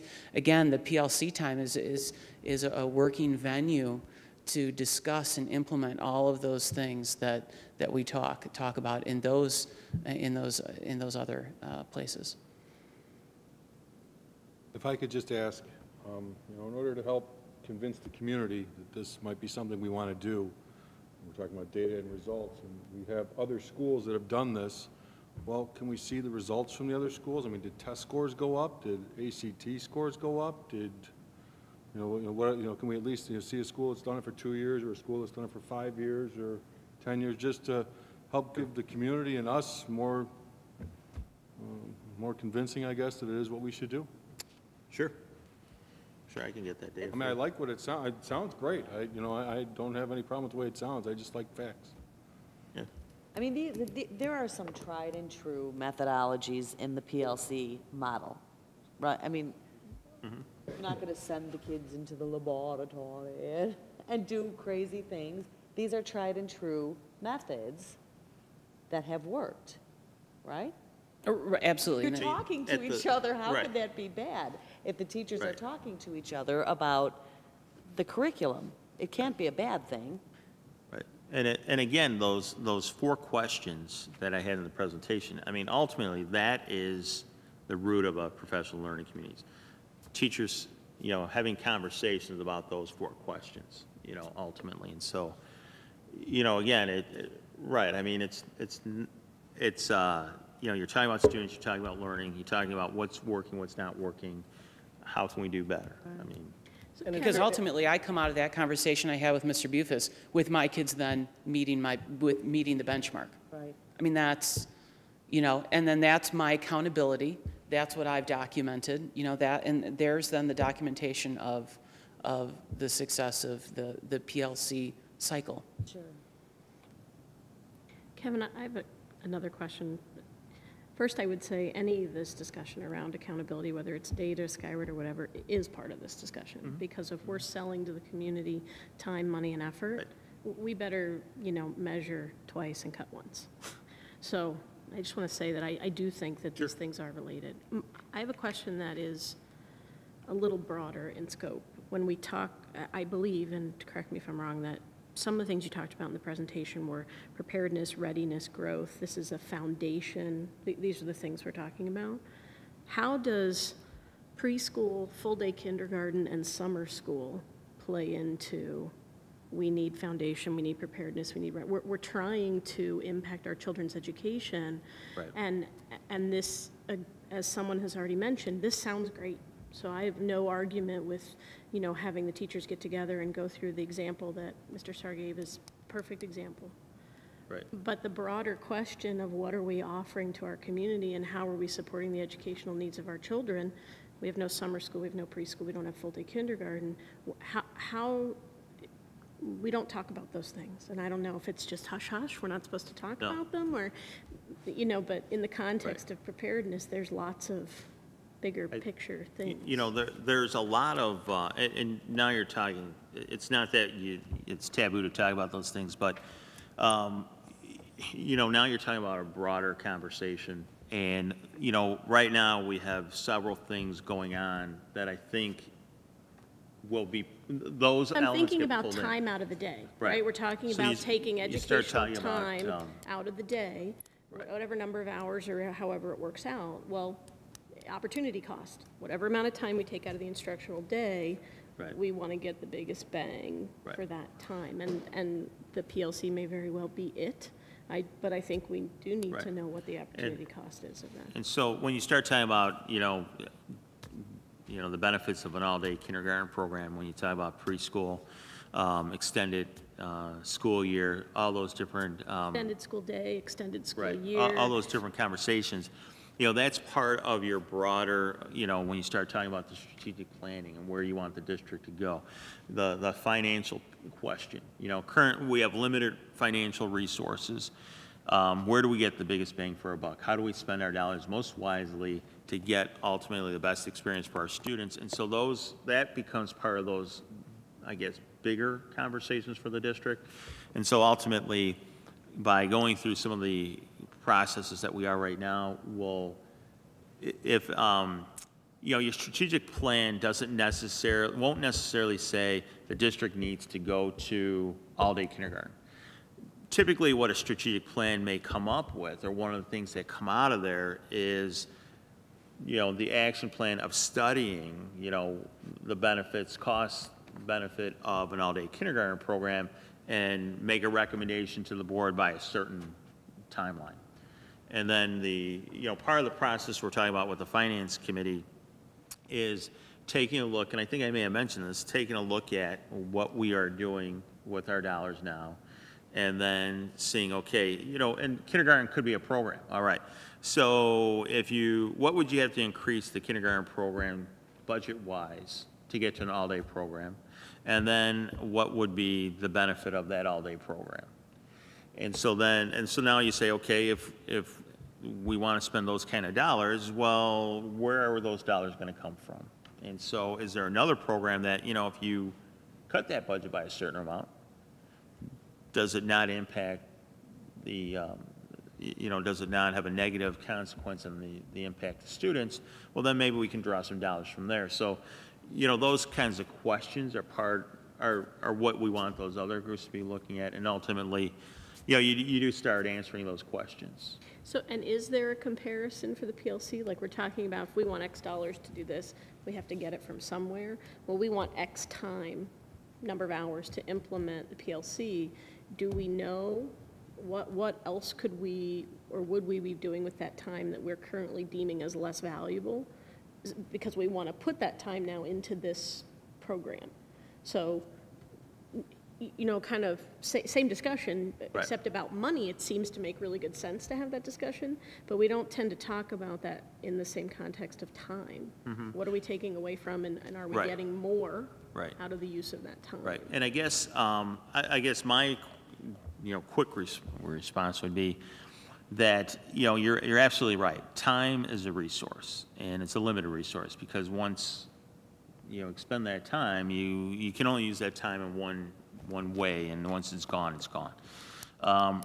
So when you're looking at time, you're looking at, okay, if we take this amount of time, what's going to have the greatest impact on student achievement? And so, you know, okay, what could you do with that hour of time? Well, could we have a late start and have some type of a program for students, you know, and, you know, whether it's not a resource, but an enrichment period for students who are struggling academically. So students are going to come in during that time.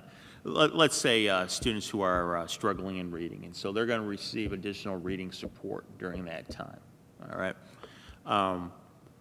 So that group of students benefits from that hour time, but the other students in the district are not benefiting from that amount of time. So my quick response is that 1 hour of time impacts every student in our district. And so to me, that's a pretty good use of that resource. And so typically, a lot of the things that we implement, a lot of the things that we do, whether it's for the struggling learner, and I guess this is another way to look at it.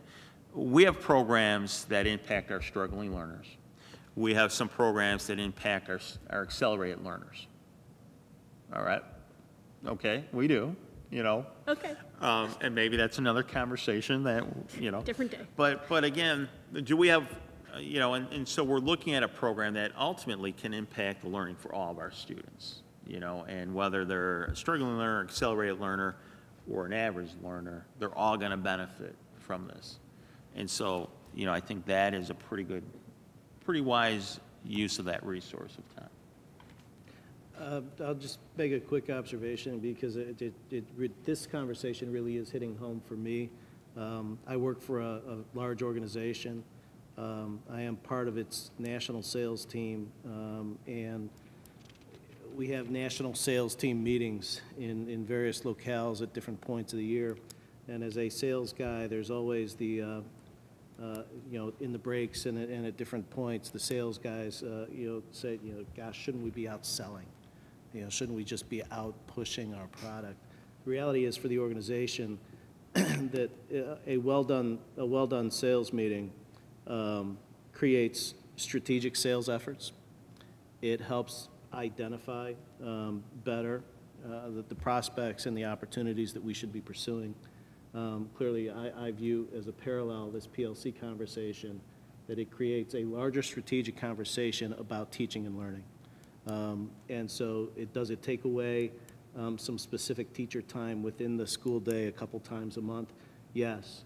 But if it creates more strategic and effective teachers in the remaining time, because it's 2%, it's approximately 2% of the school teaching year that we're allocating to this effort. But if during the remaining 98, that 2% truly is effective, it will create a much more effective 98, even at the loss of 2.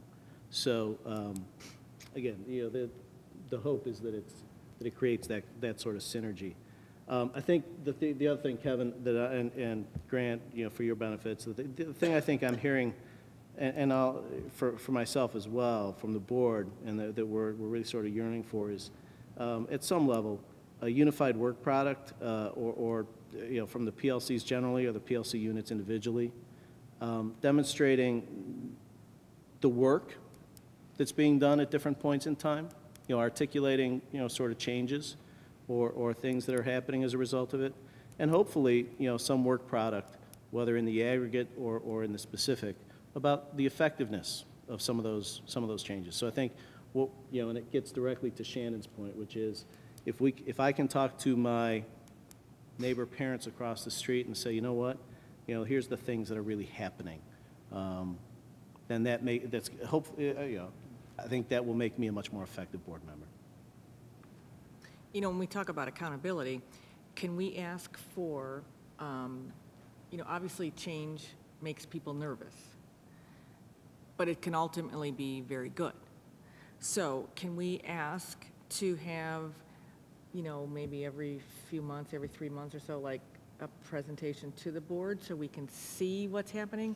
And that presentation to the board also is, you know, viewed by our community. If we can see some benefits, because that is going to be a question we're going to get. Again, we can be the best advocates for this if we can tell people this is how this change is a good thing.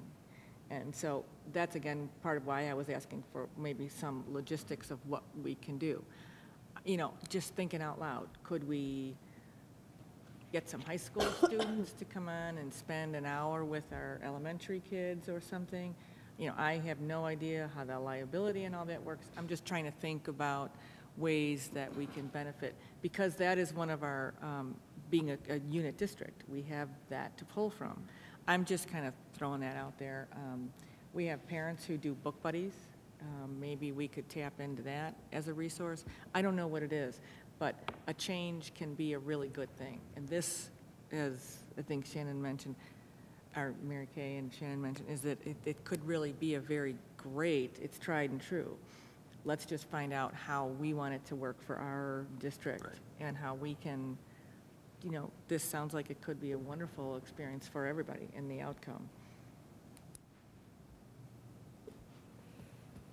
I also think it's worth saying that I don't think this is necessarily something that you try. I think you have to be committed to it.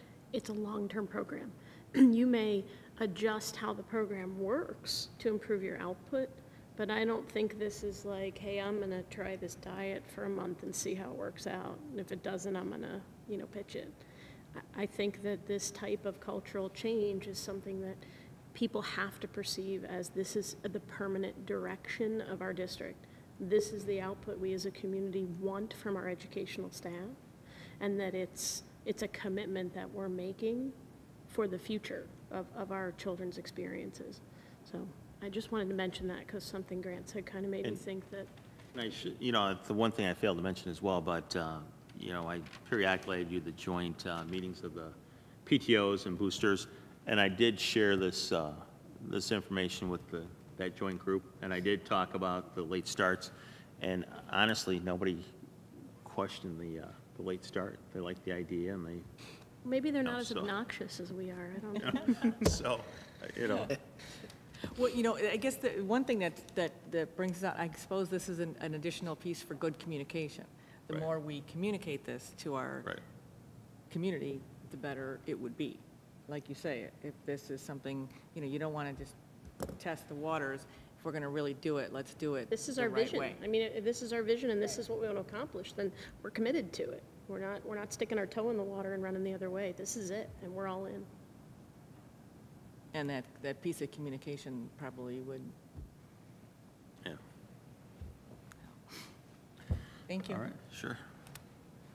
Thank you. So what's the next step? Yeah. All right, I'll move through this quickly. Yes. I'm a tangible kind of guy. You know, we've got some other committees going. Grant. Yeah, thanks, Grant. Are you taking notes, Laura?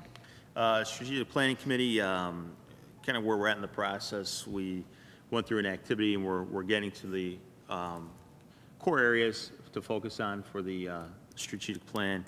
And so our next meeting is June 9th. And what I will be doing, this week I'm committed to visiting buildings. I'll talk about a little bit at the end of our report about that. You know, pulling together some minutes, getting those posted so that, you know, board members and committee members who may have missed meetings, or just the committee in general, will be able to see those. Facility planning, Steve Cashman has kind of been bringing the group up to speed on his thoughts and ideas for renovation and improvement to our buildings. On the 31st is our next meeting. We know we're competing with the senior athletic banquets, so I know some people will miss, but he's going to be reviewing his thoughts about the high school renovation and then also new school concept, because one of the thoughts is replacing versus renovating Manning, and so he'll run through those. And that'll bring the committee up to speed. Everybody will have the same information, and then we'll start having the hard conversations about how to prioritize the needs for our buildings, what we should do, and ultimately how we're going to finance that and fund that. Finance Committee, Kim and I met with the Board Finance Committee last night, just to kind of, you know, we have new board members, new committee members, and just kind of bring them up to speed on the 5-year projection from PMA, and talk a little bit about the charge of that committee, that Finance Committee, and kind of what the group decided. We do definitely want to try to find individuals who have somewhat of a finance background, but then at the same time open it up to the community as well, so that we get a nice blend of people on that committee. And then Kim and I need to take a look at the dates that were set and making sure that those still work, and then we'll get rolling on that. So by way of follow-up on that, there will be a community-based committee then that's formed? Yes. Because, I think that's just one where I think we've obviously been talking for a number of months and having a conversation about, the fact that our district has a structural deficit and that it doesn't get better unless we take proactive steps to make it get better. And I think it's important that we continue to have a consistent message to the community that unless we do something proactively, it doesn't just get better. Kevin, related to the finance, we also talked at least about having some stated goals. Right, So before we actually get that larger committee together to agree as a board administrative team, these are a couple of the outcomes we want to propose to the committee so that there's work towards a particular goal. Right.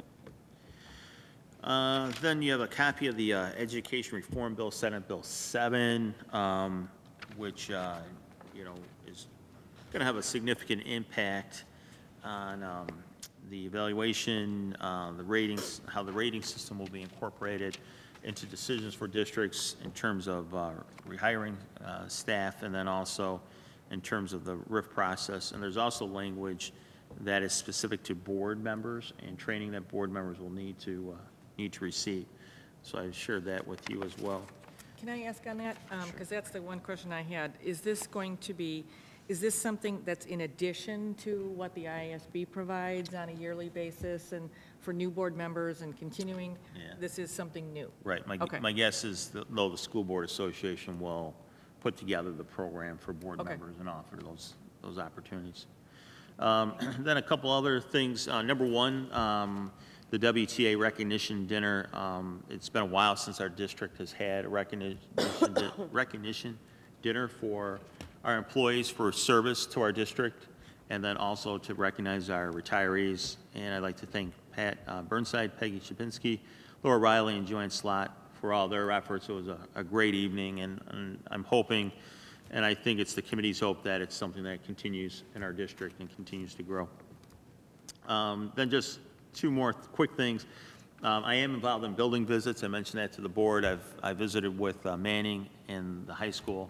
Tomorrow I'm at Miller, and then Thursday the junior high. And thus far, the staff has been very candid, which I appreciate. And then my goal is to take some of the common themes that I hear from each respective building, share that with the building administration, but also share that with the board as well. And I offered to share it with Grant as well, with him.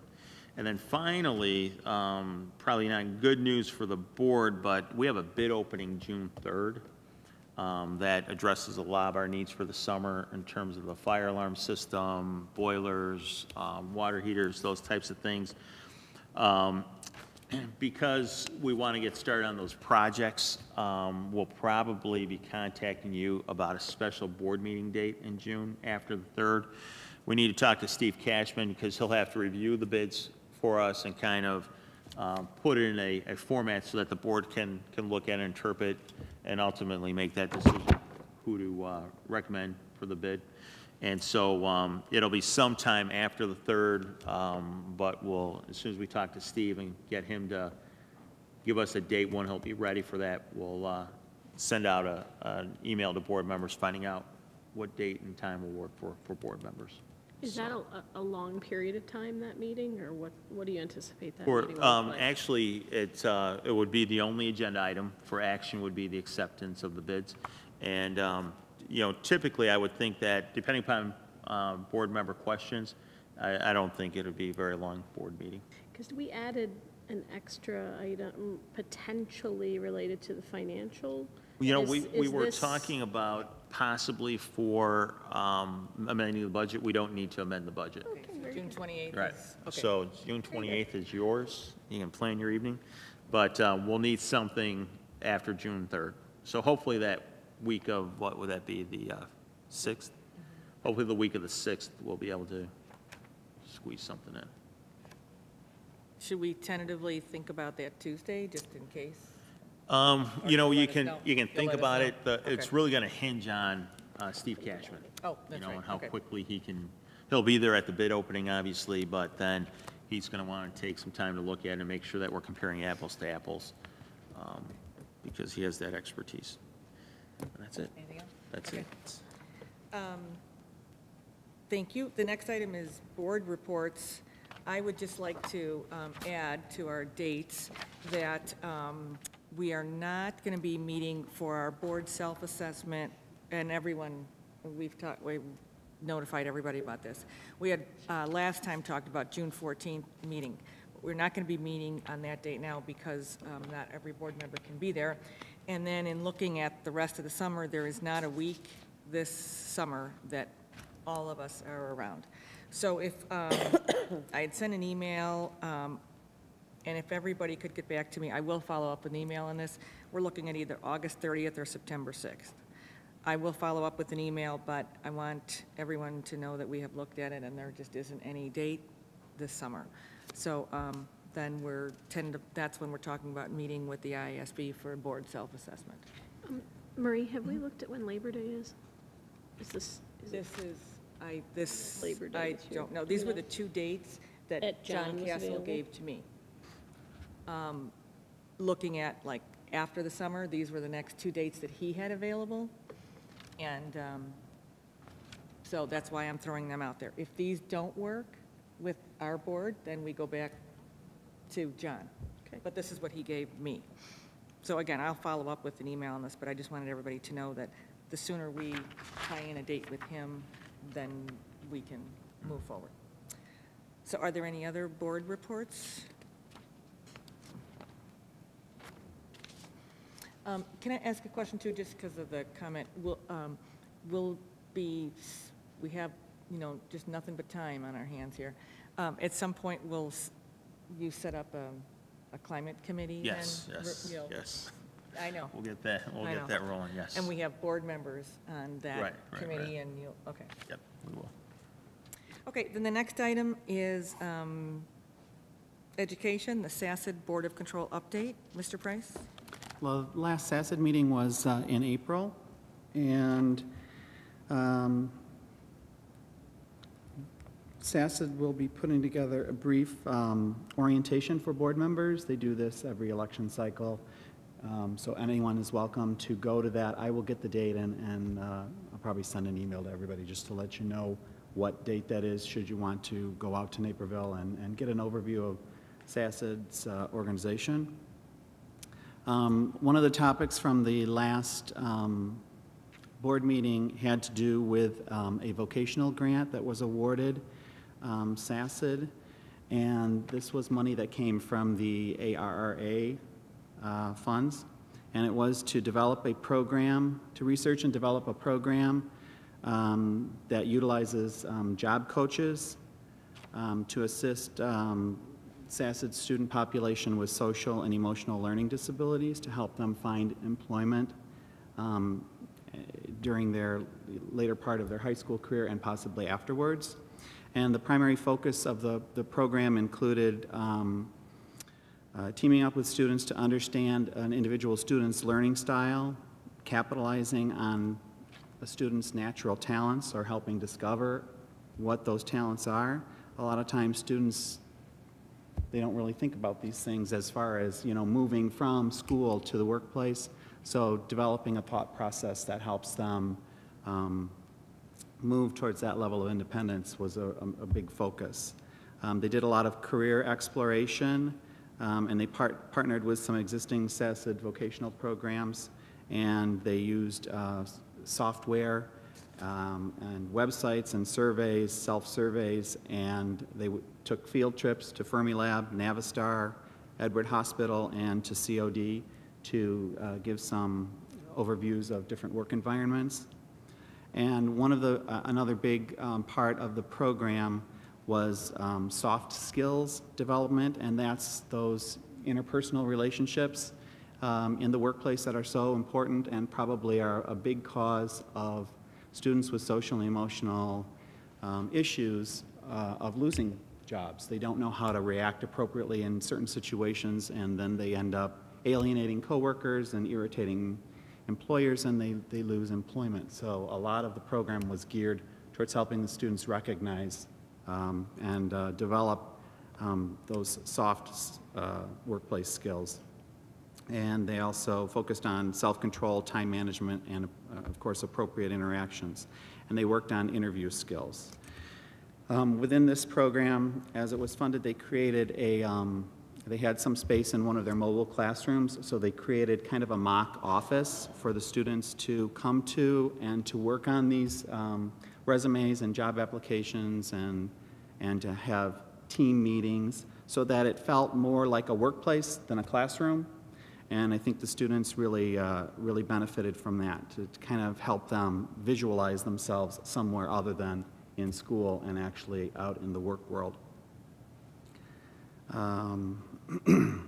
They had a lot of discussions about, it's things that we probably don't even think about, like developing a plan for managing your first paycheck. What are you going to do with that? And discussions of what a beginning job is, what a starter job is, and what that can lead to, so that they don't feel like their first job is that's their career. They formed a jobs club that focused on peer-to-peer support, which was very important for student motivation, and it gave them an opportunity to share their workplace experiences.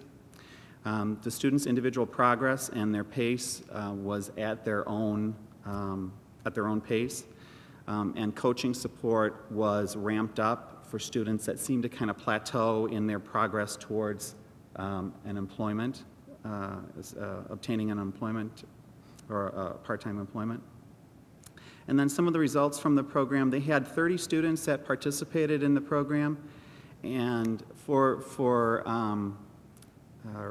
data, they defined employment as being employed for paid employment of 30 days or more. So you were considered successful if you had a string of 30 days of employment. And they had, as I said, 30 students. As of April, which is the data they had so far, they had 28 resumes completed, and each student obviously would have one resume, so they were almost at their goal. They had completed, for the 30 students, they had completed 342 job applications. They had 39 job interviews, and that was a real positive thing, because, as you know, the market out there isn't all that great, and then you're interviewing under some very stressful situations, and they to get 39 was very successful. They had 18 students that were employed at that point, and they set a goal of 24 students because that was the size of their graduating class from their Southeast Alternative School. So they thought if we could show our students that we can get jobs for 24 students, that's the size of our graduating class. They thought that would send a nice message to their graduating seniors. And 2 students out of the 18 have actually been offered full-time positions post-graduation, so they will be fully employed once they complete their studies. And then I just think it's worthwhile to share, they shared a little bit of this with us, but just some of the student comments that came out of the program, because I think we always think about data and that sort of thing, but really, you know, how the students interpret it is really a very key factor here. And so one comment was the mobile, meaning that mobile office setup, helped me build confidence. Another comment, we would have given up looking for jobs if the vocational team did not keep at it. My interview was just like talking to you guys. Seeing other kids get a job helped motivate me to get one. You didn't judge me when I didn't get the job. You just said to keep moving on. So I think that's just some nice, kind of a nice summary that they ended their presentation with. It lets you know that the programs and things we put in place really do impact students and their perception of the world around them and their futures. So I think that sums up the program. Thank you. Okay. Thank you very much. The next item on the agenda is the approval of student handbook changes. Does anybody have any questions?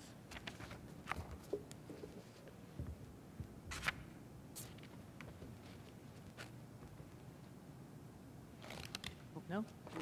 Okay. Then the chair will entertain a motion to approve the suggested changes to the elementary, junior high, and high school student handbooks as presented. So moved. Second. All in favor?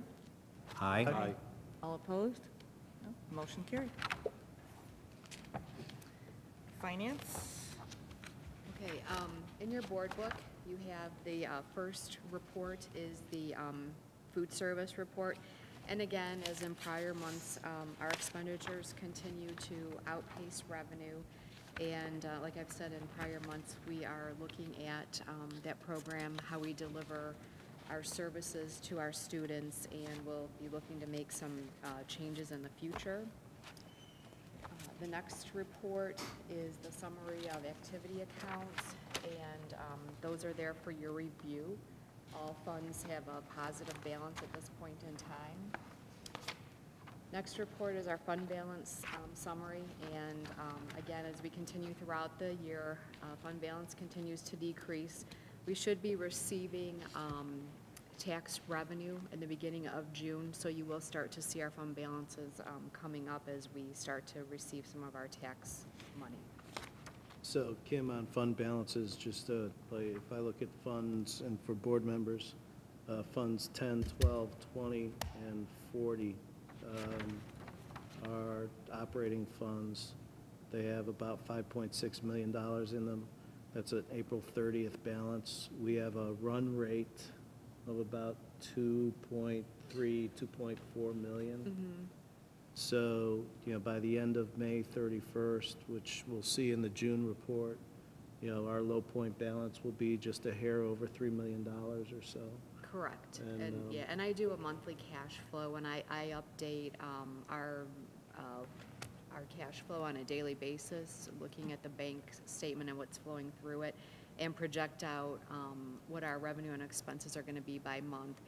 And so, it's close, and but monitoring that our cash flow is fine right now. But again, as we continue to move forward, that cash flow dwindles over the next couple years. Because by point of reference, then, last year's May 31st balances were much closer to 4. Mm-hmm. So we're bleeding off low point dollars, at a pretty rapid pace. Kim, is any of that due to behind payments? Sure. How much? Yep, and I'll talk about the payments that we're still waiting receipt on as I get to that report. And then statement of position is there, which just tells where we're at for the different types of accounts that we have, and again, shows the ending fund balance. Our investment report, as you can see, we don't have excess funds to invest, so that is, there are not very many investments at this time. Right now, everything that we have out there will mature by the end of this fiscal year. As we receive tax revenue, I'll be looking at investment return rates and deciding what we want to do with some of that money, and looking at how far we can invest money out beginning in June. And right now we have a balance of about 1.9, almost $2 million of invested. What are we getting from Clarendon these days in terms of? 0.75. Okay.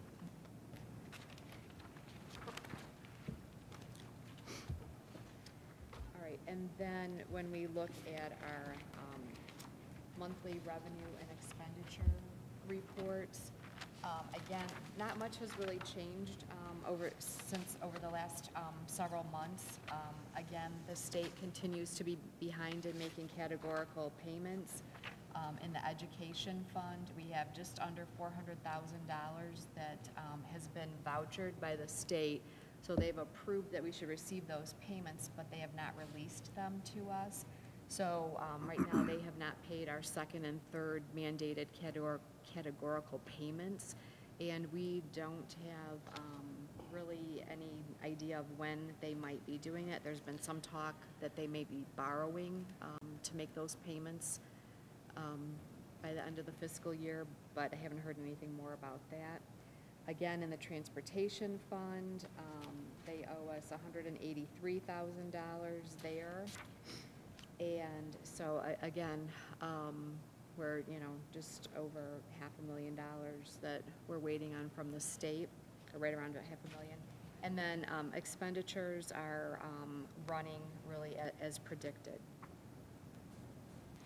And then lastly, we have our payables for the month for your review. Does anybody have any questions? I had a question, and I apologize if you don't have the answer to.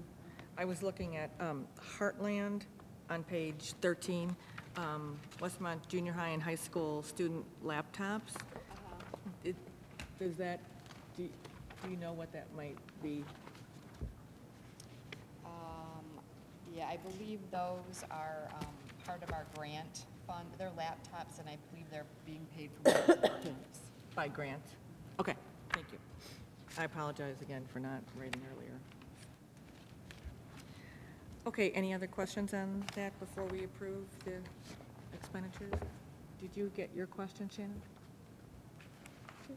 Then the chair will entertain a motion to approve the bills for the month of May 2011 in the amount of $1,240,880.43 as presented. So moved. Second? Roll call, please, Mrs. McCann. Ms. Caparelli? Yes. Mr. Charleston? Yes. Mr. Charlton? Yes. Mrs. Hancock? Yes. Mr. Price? Yes. Mrs. Thomas? Yes. Mr. Arnold? Yes. Okay, are there any public comments at this time? Okay. Then, we're going into closed session. The chair will entertain a motion to enter closed session for the purpose of discussing collective bargaining, student discipline, and personnel issues. So moved. Second. Roll call, please. Mr. Charleston? Yes. Mrs. Charlton? Yes. Mrs. Hancock? Yes. Mr. Price? Yes. Mrs. Thomas? Yes. Mr. Armstrong? Yes. Ms. Caparelli? Yes. And there will be a vote after closed session. We're back from closed session. The chair will entertain a motion to approve the administrative salaries for the 2011-2012 school year as presented. So moved. Second. Roll call, please. Ms. Caparelli? Mrs. Hancock? Yes. Mr. Price? Yes. Mrs. Thomas? Yes. Mr. Armstrong? Yes. Ms. Caparelli, yes. Ms. Charleston? Yes. Mrs. Charlton? Yes. Sorry about that. Chair will entertain a motion to adjourn. So moved. Second. All in favor? Aye. Aye. Meeting adjourned.